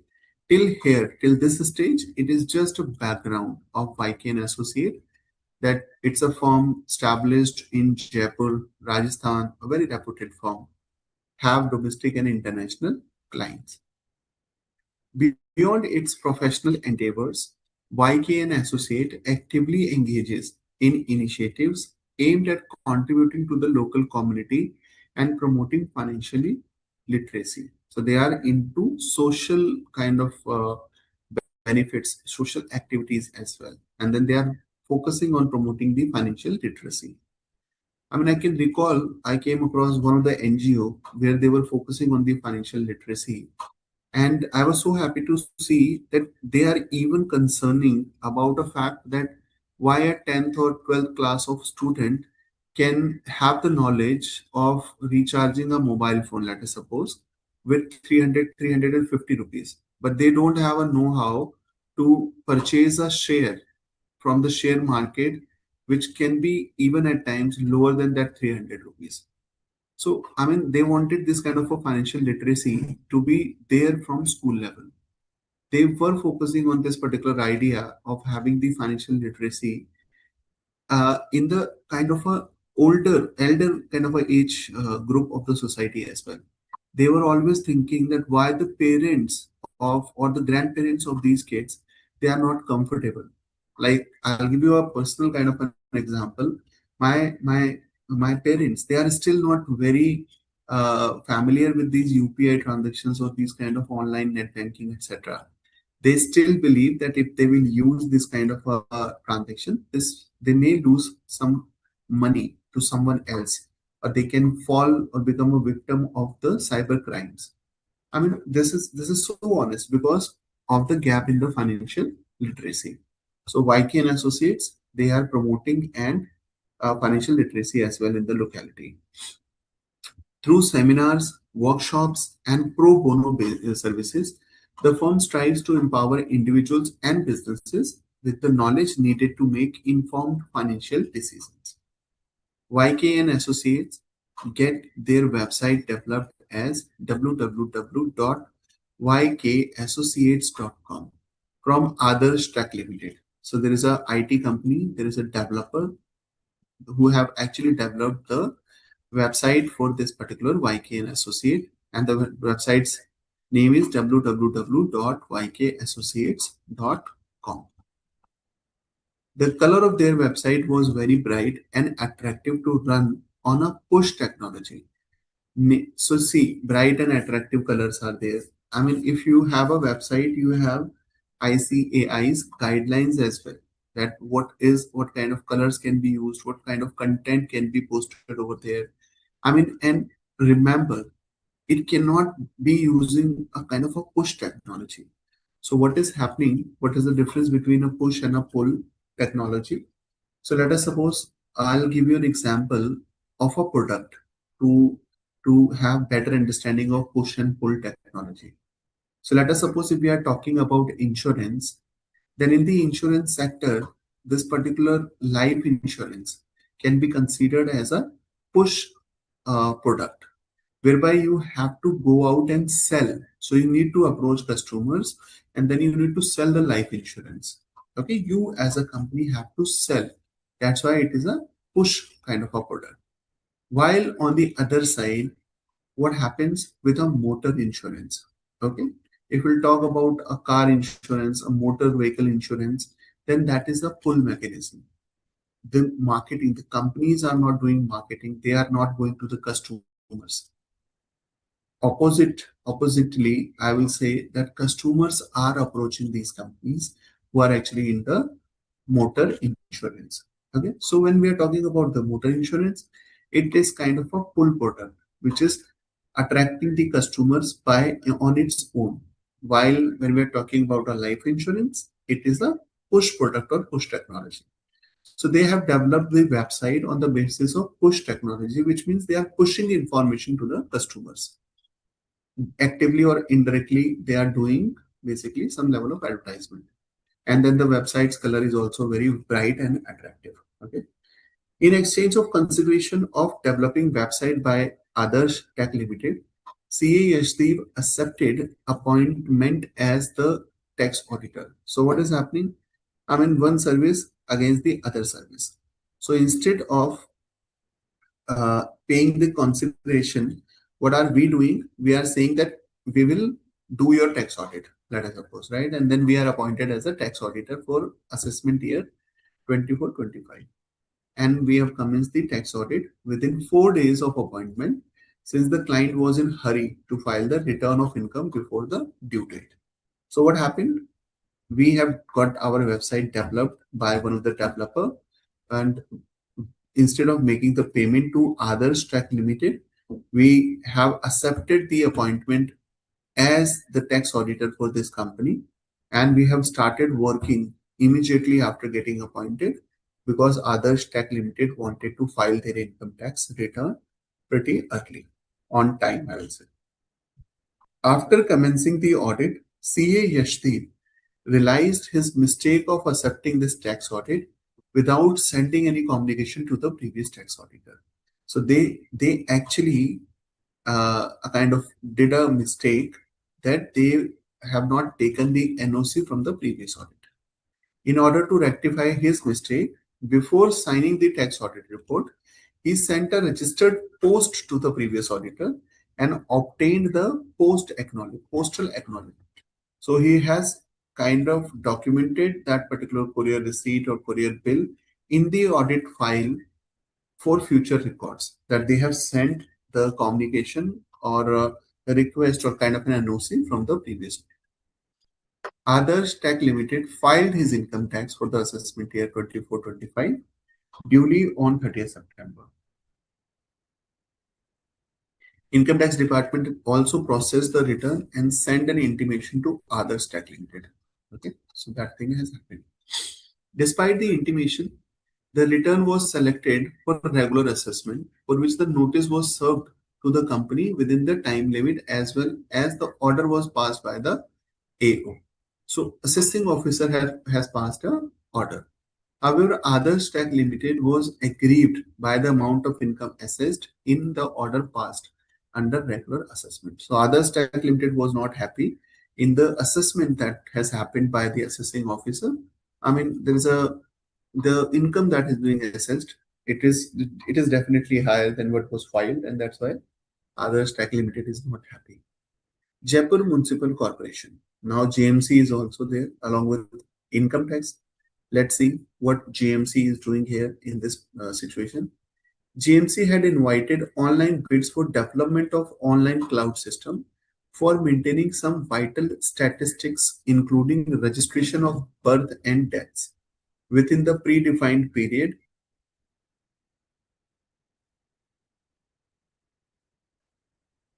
within the predefined period as per the contract. The work involved composite supply of goods and services, wherein the supply of services was the principal supply. Okay. So there is a composite kind of a contract for which a bid is there. JMC has come up with an online bid and they wanted the development of an online. Remember, Others Tag is a IT company. So this bid can be relevant for them.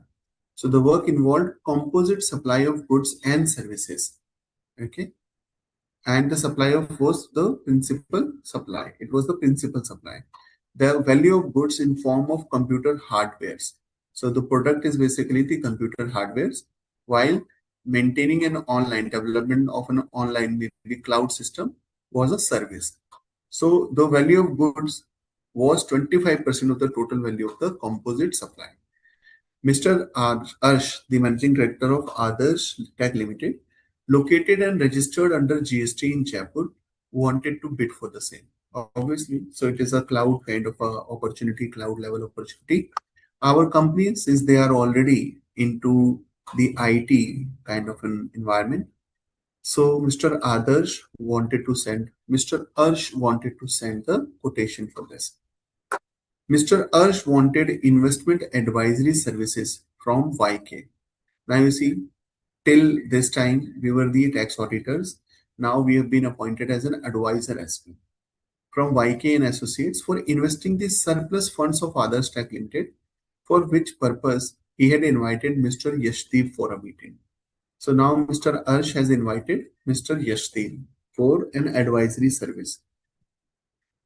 In the meeting, Mr. Yashdev explained the benefit of investing in mutual fund schemes, along with its drawback, and also recommended investing in X scheme per Nath floated by HMKD Plus mutual fund managed by his own friend. So now, since the investment advice is something that Mr. Arsh from Adarsh Tech Limited is looking forward to, YK and associate, Mr. Yasdeep from there, he actually introduced a scheme, a mutual fund, which is HMKD Plus mutual fund, uh, which is happened to be managed by his own friend only. The details of such schemes are as follows. This is what is happening in the HMKD. Mutual fund had the following assets in the scheme for North at the close of the business. So these are the shares which are being invested. So the company has invested in 25,000 shares of 20 rupees each for Napatya, then for Decon, Sarpan, and then for Care Health Limited. So how a mutual fund works basically, that mutual fund takes money from the kind of subscribers, and then the mutual fund put this money into the share market or some other scheme. So there are different level of mutual funds, different types of mutual funds, and they have different kinds of scheme. I mean, there are mutual funds who are investing only in debt. There are who are investing in equity only. Then also in equity, some of them are investing only in small cap. Some of them are middle cap. So this is how, I mean, you can definitely on your risk appetite basis, you can choose a mutual fund as well. That which kind of mutual fund you want to take care of your funds. So HMKD has invested this much of amount. I mean, these are the number of shares and this is the market price per share. The total number of units of scheme for North are 12 lakhs. Remember, what is the meaning of the units? The mutual funds shares, in simple words, like a company has a share, a mutual fund has units. So this particular scheme has 12 lakh units. So what we need to see that what is the current value of the investment this company is holding. So you can multiply both of them together, and then you can come up with the total market value of the shares that are being held by HFKD. And then you can divide that total value by 12 lakhs to come back to a unit price of this scheme. The scheme Purnath has accrued expenses of 1.5 lakhs and other liabilities of 3 lakhs. So these are the assets. What you can do, you can simply reduce the liabilities to come to the net assets of HMKT plus and divide by 12 lakh, which will give you the exact unit value for each unit of this fund. Further, Mr. Yashdeep, in his busy schedule, took some time to attend one another meeting this time arranged by manager of Arfin Bank. So Mr. Yasdeep, after understanding this advisory requirement, services requirement, now he's moving to another company which is known as Arfin Bank. Mr. Ravi, who wanted Mr. Yash's firm to perform an audit of the blockchain-based system, the details of which provided by Mr. Ravi to Mr. Yashdeep in the said meeting as follows. So there is another bank which is kind of trying to appoint Mr. Yash for doing the audit, then audit of blockchain system, which is blockchain based system. So banks are nowadays, I mean, they are incorporating this blockchain system, which is the crypto kind of a system in the bank as well.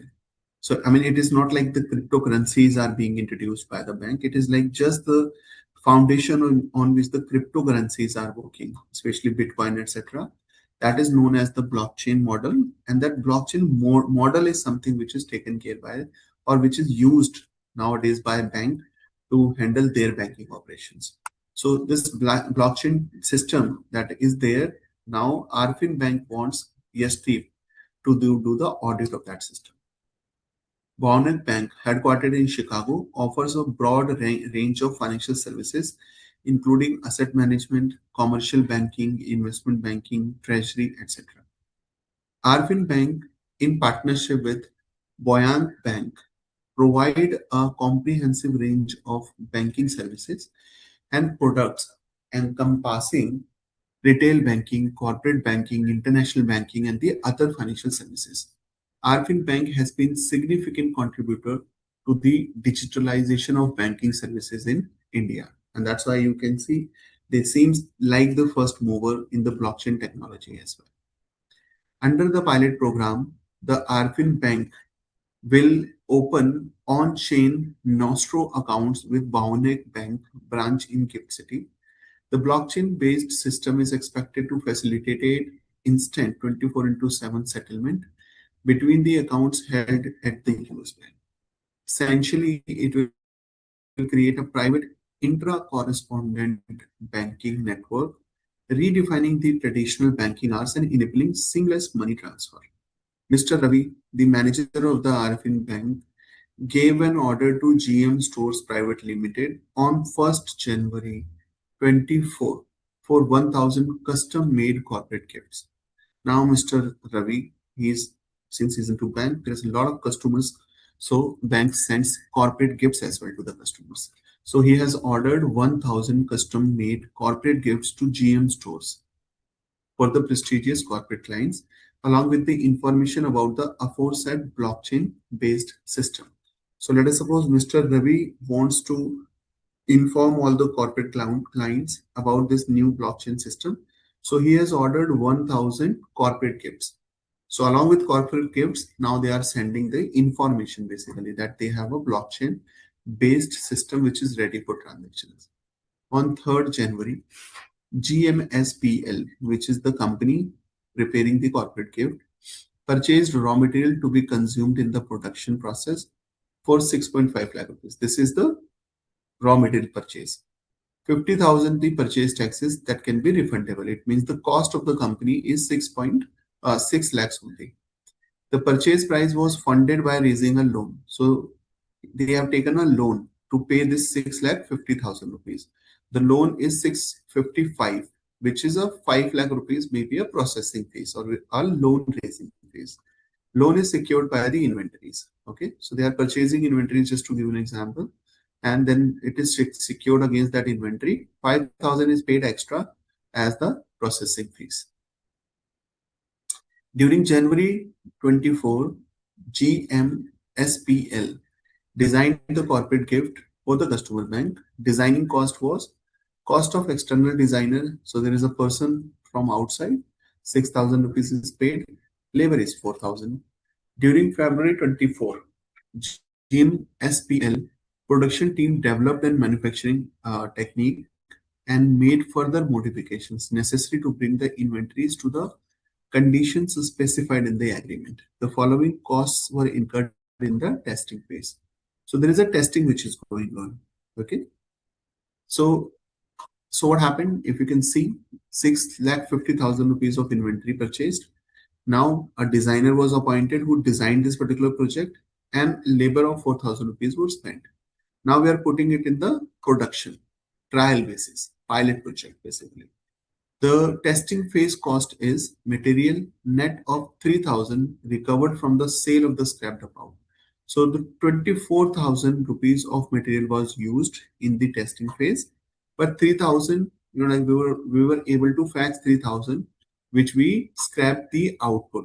So there was some scrap output as well, which we sold in 3,000 rupees. So it is net of it. I mean, 21,000 is the material cost. We invested 11,000 rupees on labor expended, and depreciation, which is used the plan to perform the modification, was 5,000 rupees.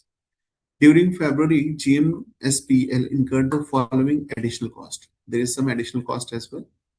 The customized corporate gift, which is consumable stores 55,000, labor 65,000, depreciation is 15,000.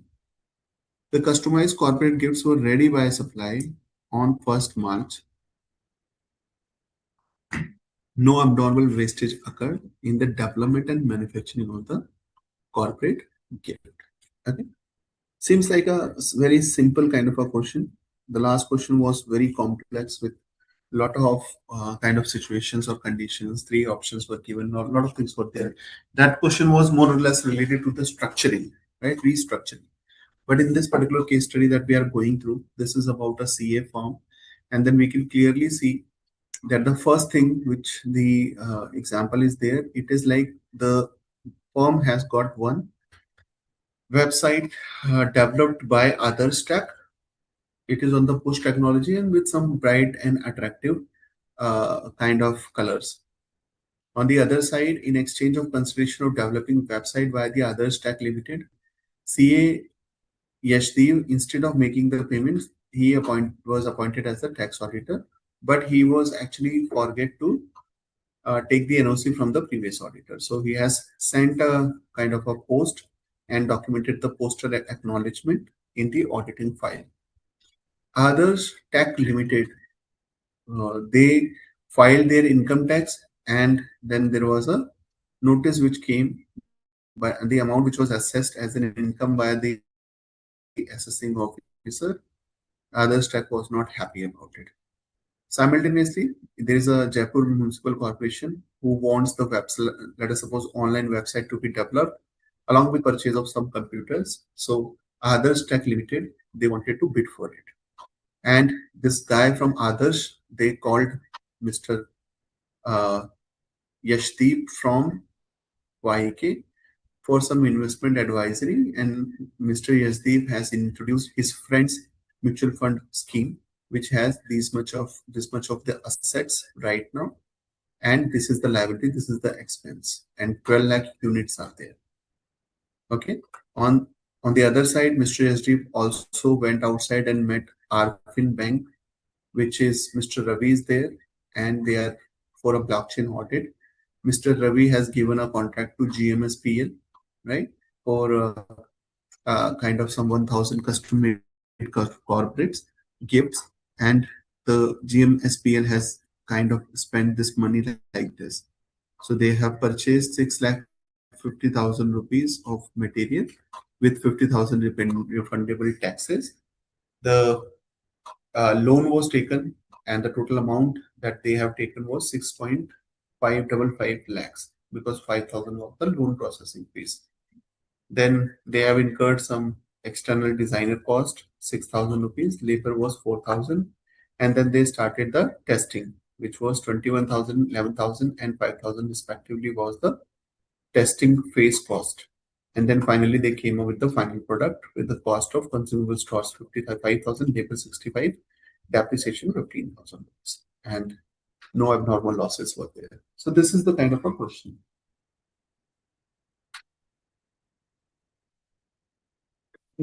Let's go to the multiple choice questions. We have our solutions as well ready here. We'll keep on looking. So first question says whether website designed for www.ykassociates .com is in compliance with the guidelines given in the clause 6 of part 1 of first schedule to the Chartered Accountants Act? The answer is clearly no, because I told you it cannot be on the push mechanism, and it cannot be with that attractive kind of colors and all. It cannot be like that you are trying to attract customers. Okay, it is. I mean, you're not allowed to do an advertisement or create a website with these kind of services. So the first option is yes, the website can have names of the partners and major clients along with its feeds. Second is yes, the website can be designed as push technology. There is no restriction on the colors used in the website. And the fourth one is no, as names of the major clients were displayed without any disclosure obligation from any regulator. So D is the correct answer. This is not allowed. Guidelines for advertisement pursuant to decision of council.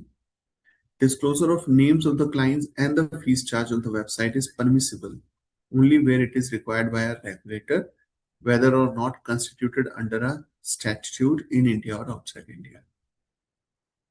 ठीक है ना? Only where it is required by a regulator. A regulator wants you to publish this on your website. Then only it is allowed. Okay. Moving to the next question. The next question is basically before signing the tax audit report, CA Yashdeep sent a registered post to the previous auditor and obtained the postal acknowledgement. Will CA Yashdeep be held guilty of professional misconduct under CA Act 1949? First is, as per clause 8 of part 1 of first schedule, Yashdeep will not be held guilty of professional misconduct. I mean, this is wrong. I told you when we discussed this situation as well that it is a professional misconduct. Just by merely sending it through postal and then documenting it in your audit file, this will not kind of suffice the purpose.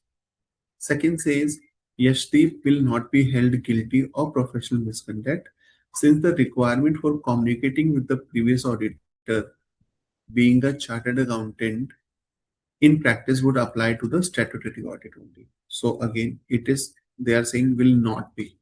The answer is he will be. So third says Yashdeep will be held guilty of professional misconduct since he has accepted the tax audit without first communicating with the previous auditor.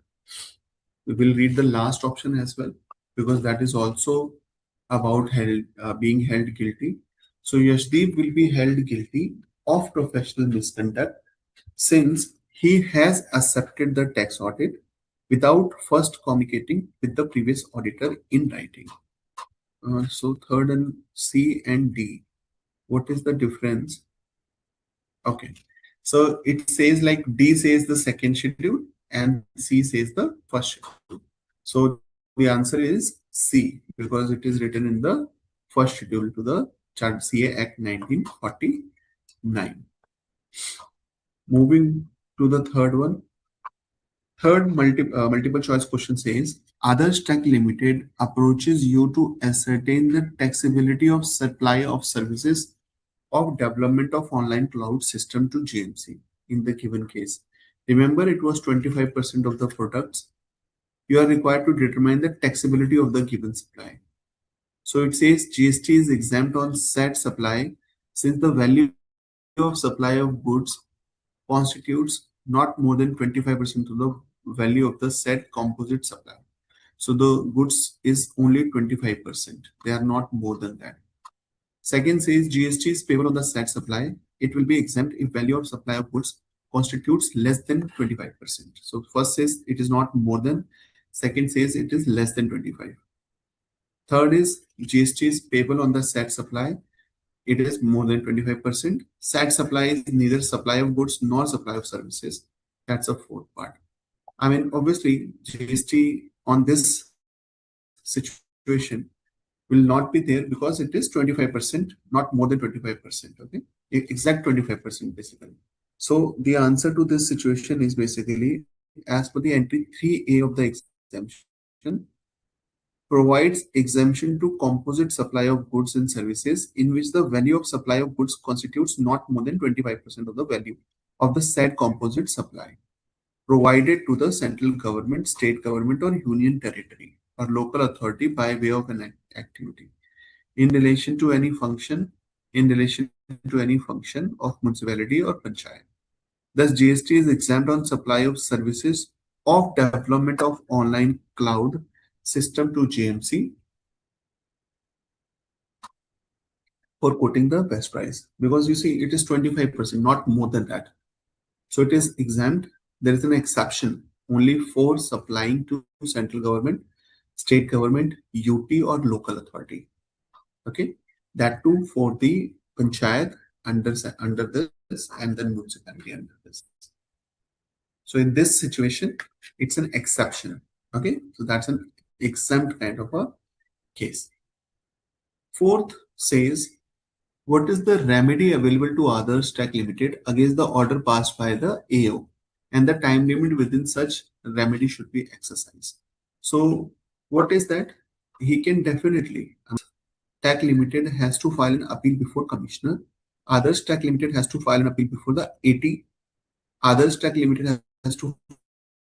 Commissioner will come later. First, you have to go to a joint commissioner. Then only you can go to the commissioner and then the appellate tribunal. Okay. So how it says, Others Tech Limited has to file an appeal under Section 246 before JC, that is Joint Commissioner, appeals within 30 days. Reason is, as per Section 246 of the Income Tax Act, any SSC aggrieved by any of the following orders of an assessing officer below the rank of the JC may appeal to the JC against an order inter alia being an intimation under Section 143, where the SSC object to the making of the adjustments or any other assessment under Section 143(3), where the SSC objects to the amount of income assessed, the amount of tax determined, the amount of loss computed, the status under which he is assessed.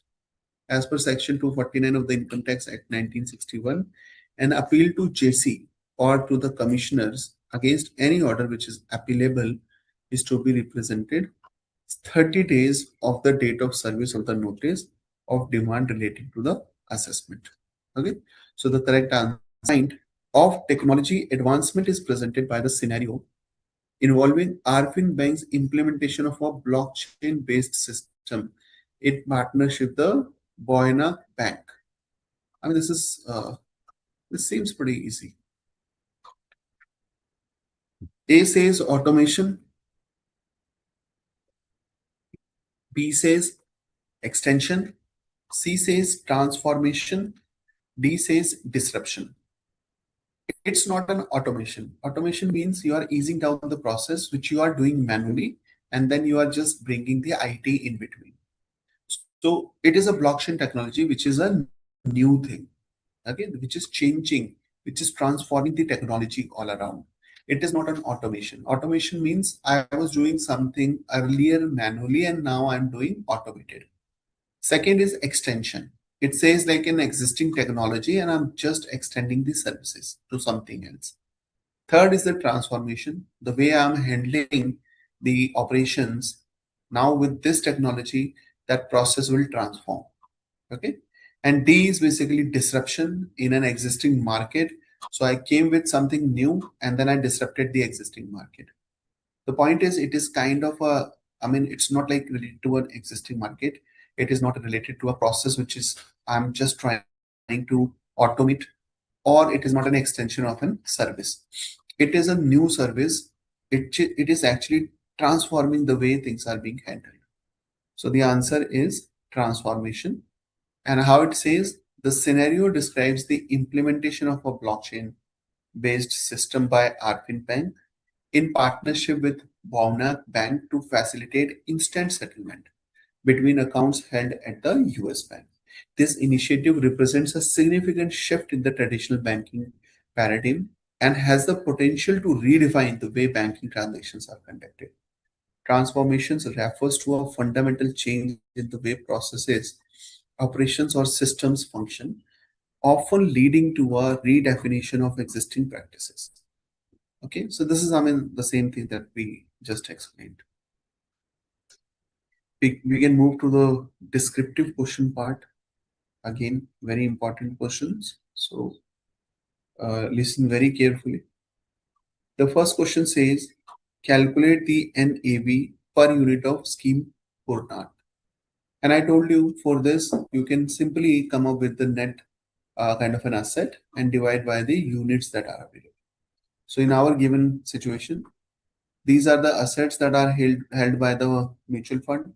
So you just multiply number of shares with the price. So this is the total assets that are held, 4 crore 20 lakhs. These are the expenses, 1.5 lakhs. These are the liabilities, 3 lakh. So this is the total value of the asset as on the date, 4 crore 15 lakh 70,000 rupees. I have 12 lakh units. So the unit price is this divided by this, which is 34 rupees 64 paisa.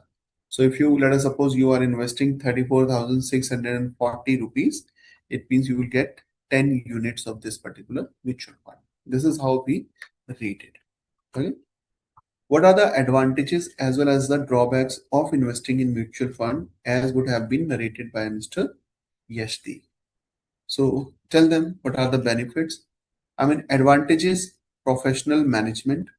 There are professionals who are managing your fund. So if you are directly investing in the market, you might not have that professional knowledge. Or even if you have that professional knowledge, you may not have that much of time. So professional management is there.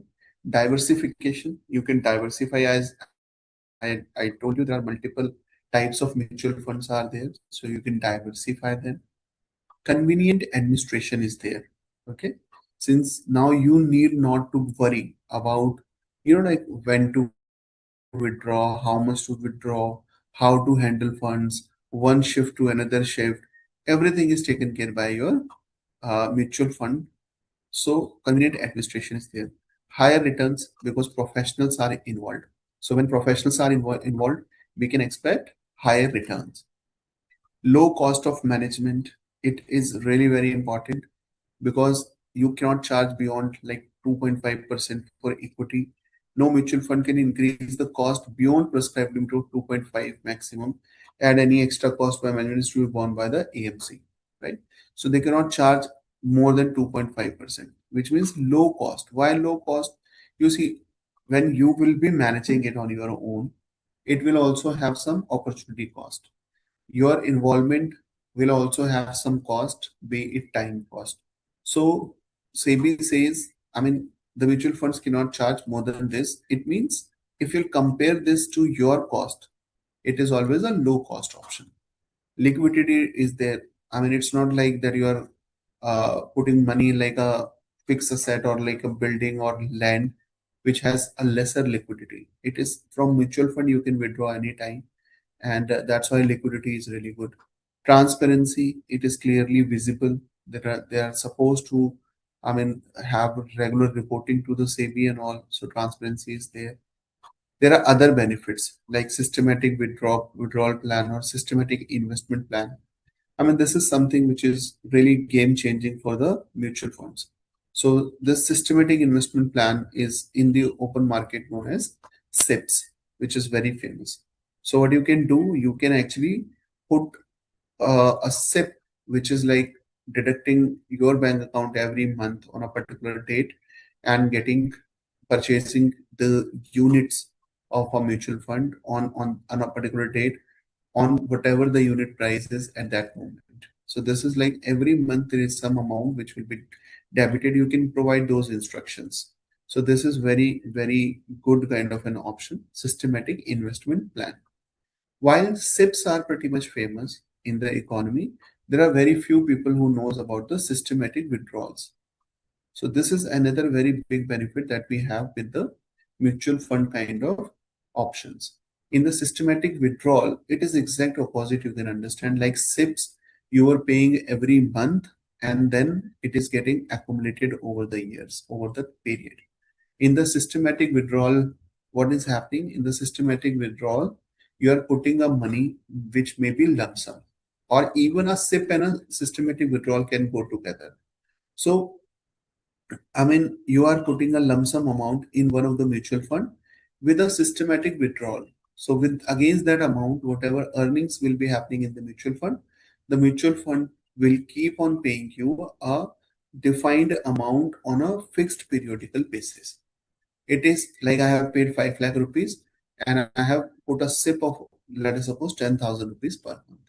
So I will keep on getting 10,000 rupees per month till the time those funds plus return, if any, from the market will be able to provide me that withdrawal. So this is a systematic withdrawal plan.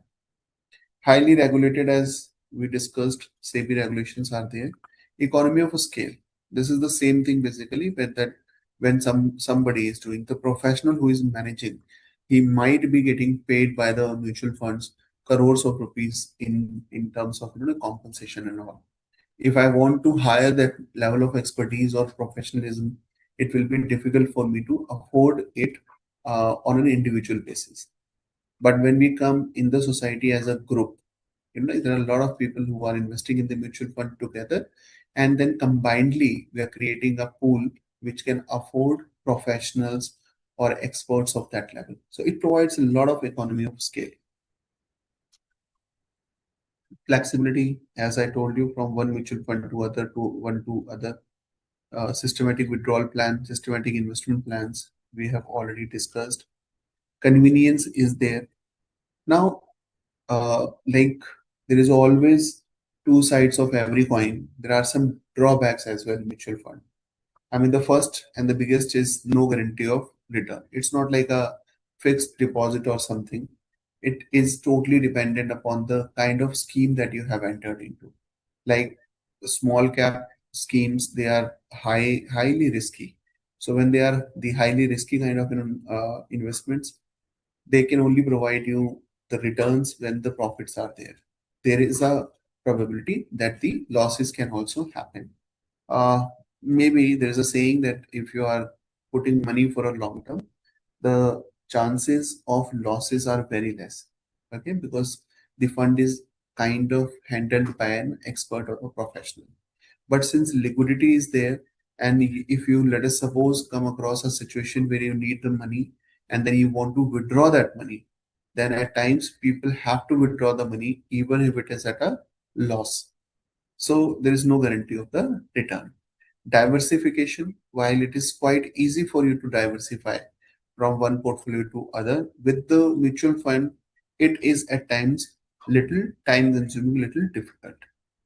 Selection of proper fund, there are so many funds in the market, so it is definitely a kind of a time consuming process, or maybe a, a like a cumbersome process to select which one mutual fund is good.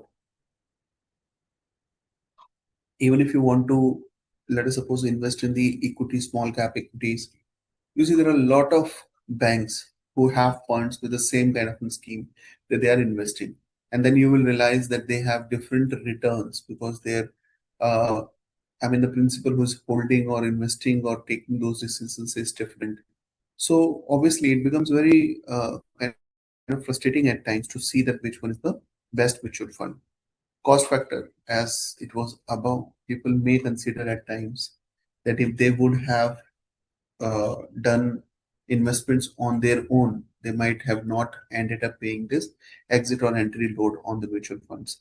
So cost factor can also be there. You see over here it is written also exit load and all. Exit load is the charges when the mutual fund is deducting when you are exiting from the fund. Okay. Seventh says, in connection with the Arpin Bank and the Bonding Bank, provide some illustrative steps for performing audit of blockchain-based system. So how you do the audit? I mean, over here, I mean, audit remains same. Like in the case study, first we discussed about doing the risk, overall acceptance and continuation procedures, and then doing the kind of planning procedures and everything, identifying the risk and the ROM at a score tab level, and then identifying a kind of coming up with the procedures. Okay, to mitigate those risks. So everything is almost same. We'll see obtain a comprehensive understanding. So having an understanding is very important first step. Then reviewing the agreements, contracts, and legal documentation. identifying the specific blockchain technology used, assessing the internal control. I told you this is another thing. Reviewing the security measures. What are the measures? Testing the transactions for validity and accuracy. Evaluate the compliance and regulatory requirements. Assess the business continuity and disaster recovery, and then finally reporting your findings. These are a couple of steps. I mean, while you are going through the case study and it is very well defined and step by step is given, even if you're not able to answer with such a systematic manner, it's absolutely fine. You're not supposed to cover all these points or write exactly how the suggestion or suggestive answer is. If you're able to cover more or less what is given or expected, I mean, it is good.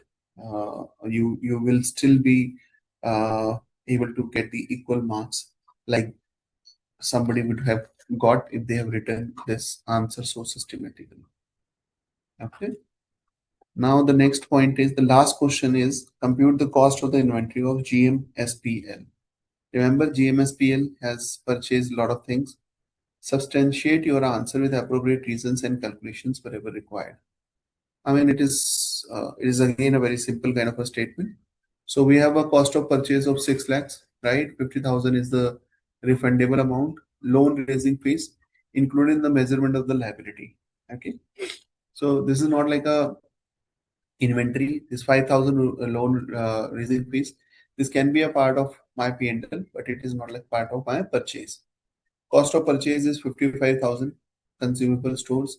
Cost of conversion is 65,000 rupees. Production overhead 15,000. 10,000 again. Other cost 37,000. How 37,000 is calculated? Cost of testing products. So 21,000 material. 3,000 net off. It is yes allowed. So we have to net it off only. 21,000 material is there. 11,000 labor is there. And 5,000 is the depreciation. Total is 37,000. Borrowing cost, again, borrowing cost is not a part of purchase cost. Obviously, it's an expenditure. So question is not saying that the expenditure is not there. Again, remember, the question is saying cost of the inventory. So cost of the inventory is the cost related to inventory only. Financing cost or the interest cost, borrowing cost is not part of it. The rest, everything is already captured. And after doing a total, the cost of inventory comes to 7,82,000. I mean, again, there are a few new concepts that we discussed over here. Mutual fund is a very good kind of a thing. People, I mean, when uh, in the open market, I also got to know about the systematic withdrawal plan pretty much late in the game. So SIP is so famous that everyone is talking about SIPs only, while SWP is also a very good option with the mutual funds. So, I mean, if in your locality, in your known, people are not aware about SIP, SWPs, systematic withdrawal plans, you can discuss, you can work with them, you can provide them the financial literacy they need. Okay, so with this, we have come to an end of the second case study as well. And we have Deepak sir also back with us. So over to you, Deepak ji. Thank you, sir. On behalf of everyone here, I would like to sincerely thank Amit sir for taking out time from his busy schedule, and we truly appreciate the way you explain the tax laws, financial reporting regulation, as well as business strategy, and all are linked together when a company wants to grow in a responsible way. Your examples made it clear that real business decisions are not about one subject alone, but about looking at a bigger picture. That is exactly what the integrated business solution paper is designed to teach us, to connect knowledge from different areas and apply it in practice. Sir, your insights have given students clarity, confidence, and we are grateful for your guidance. Thanks a lot, Deepak ji, and thanks a lot, everyone. I mean, I would like to take a leave and will leave Deepak ji with you all. Yes, sir, you can leave, sir. Yeah. You can leave. Thanks a lot, everyone. All the very best. Looking forward to in another session pretty soon. Thank you, Deepalji. Bye. Take care. Welcome, sir.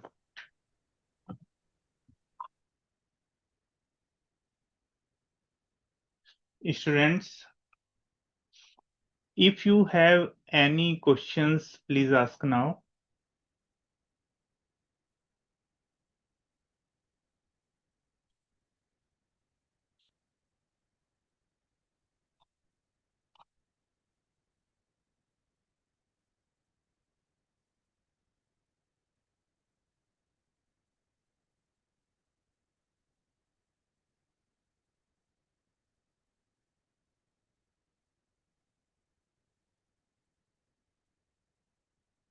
Dear students, as I have told you earlier, please focus on integrated thinking.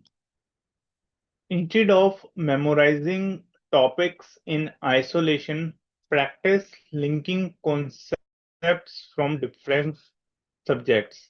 Now, like if financial decision affects tax implication, regulatory compliances, or strategic goal, work on case studies regularly and evaluate decision from a CEO or senior manager's perspective. Students, this exam is about conceptual understanding.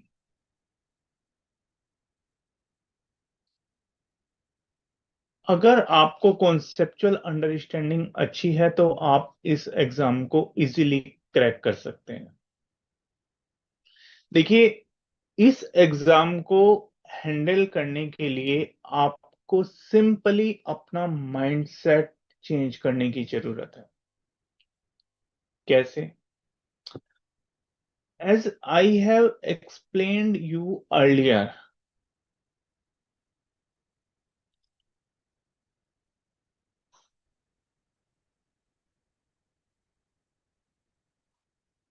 this exam is about conceptual clarity. अगर आपको conceptual clarity है तभी आप open book resources को अच्छे से use कर पाओगे।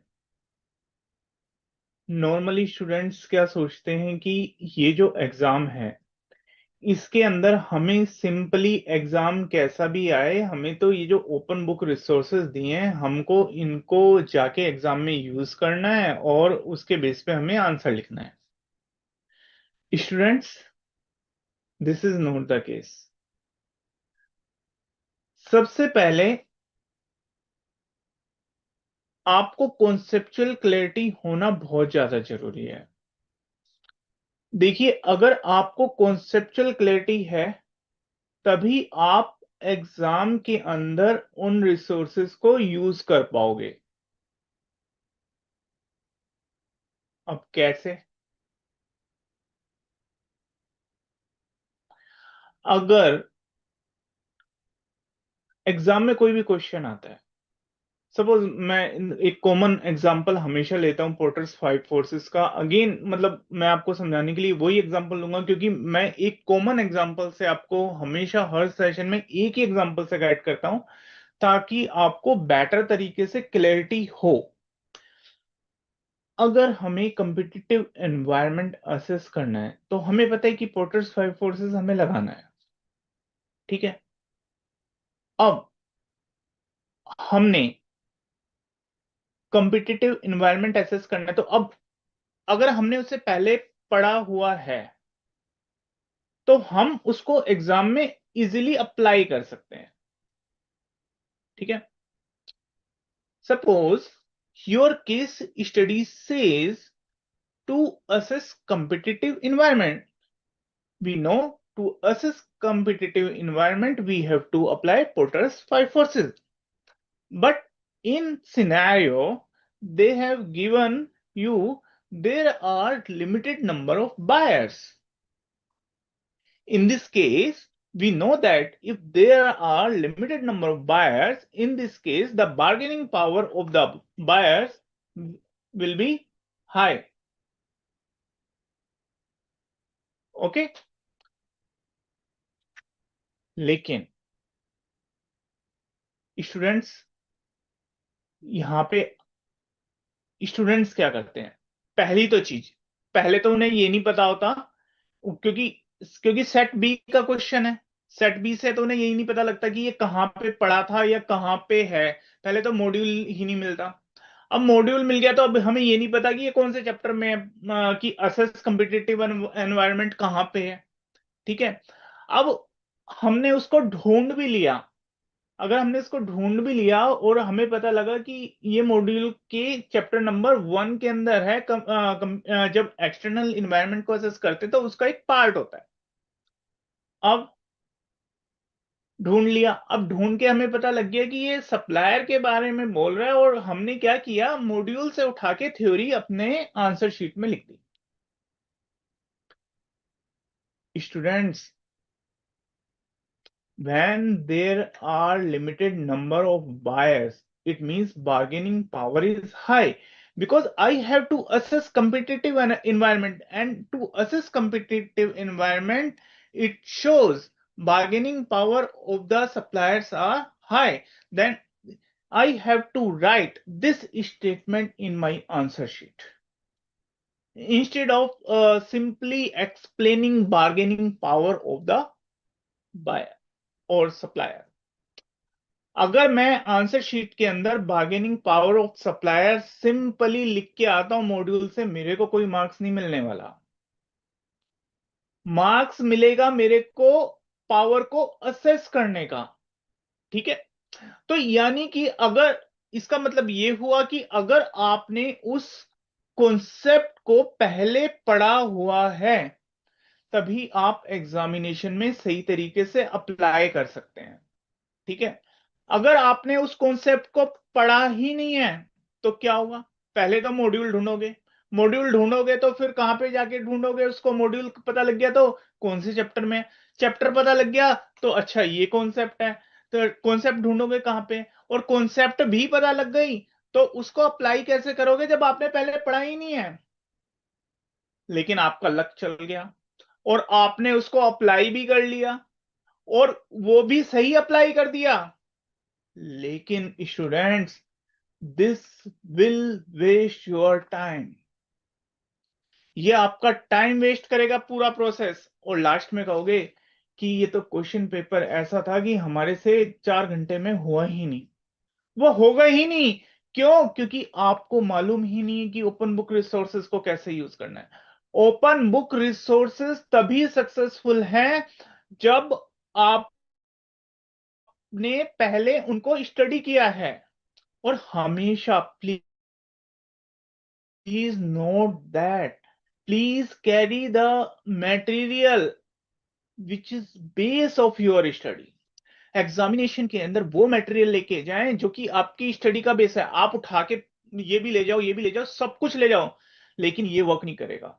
सिर्फ वर्क क्या करेगा? वर्क करेगा जो मटेरियल आपकी स्टडी का बेस है, जिससे आपको कॉन्सेप्चुअल क्लैरिटी मिली है। अब ये मटेरियल, अब आपके माइंड में क्वेश्चन आएगा कि भाई, अब मैंने जब सब कुछ पढ़ ही लिया तो ये ओपन बुक रिसोर्स ले जाके मैं वहां क्या करूं? ये आपको बताएगा, ये आपको बताएगा। सपोज कई बार क्या होता है कि हम कुछ सेक्शन, कुछ स्टैंडर्ड्स भूल जाते हैं लास्ट मोमेंट पे, लेकिन हाँ कॉन्सेप्चुअल अंडरस्टैंडिंग है तो in that case we can easily recall. If we are ignoring, in that case we can refer open book resource. कहीं पे लिखा था अच्छा 30 डेज की टाइम लिमिट है, लेकिन अगर बाई चांस हम भूल गए तो इस सिचुएशन में ये आपकी हेल्प करेगा। तो स्टूडेंट्स, ये बहुत जरूरी है कि समझना कि ओपन बुक रिसोर्सेस को हमें यूज कैसे करना है। और ओपन बुक रिसोर्सेज आप तभी अच्छे से यूज कर पाओगे अगर आपको कॉन्सेप्चुअल अंडरस्टैंडिंग है। मैं हर एक सेशन में यही आपको एक्सप्लेन करता हूं। ठीक है। तो और अगेन, ये जो पेपर है, ये प्रॉपर प्लानिंग, प्रॉपर स्ट्रेटेजी का पेपर है। आप इसके साथ जाओ, ये पेपर क्लियर होगा, और वो भी अच्छे मार्क्स के साथ क्लियर होगा। तो ये था इस क्वेरी के अंदर.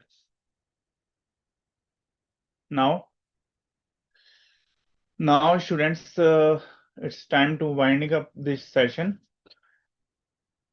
Thank you for your active participation and your question. Your interest made the session more meaningful. Let us today's session remind us that IBS is not just about solving the case study. It is about learning to think like a decision maker. Students, think holistically. As I have told you earlier, it is about think holistically. Proper planning, proper strategy, conceptual understanding. Keep learning, keep exploring, and most importantly, keep practicing. Wish you all the best in your preparation, and once again, a big thanks to Amit sir and to everyone who are with us today. Thank you. Session is over.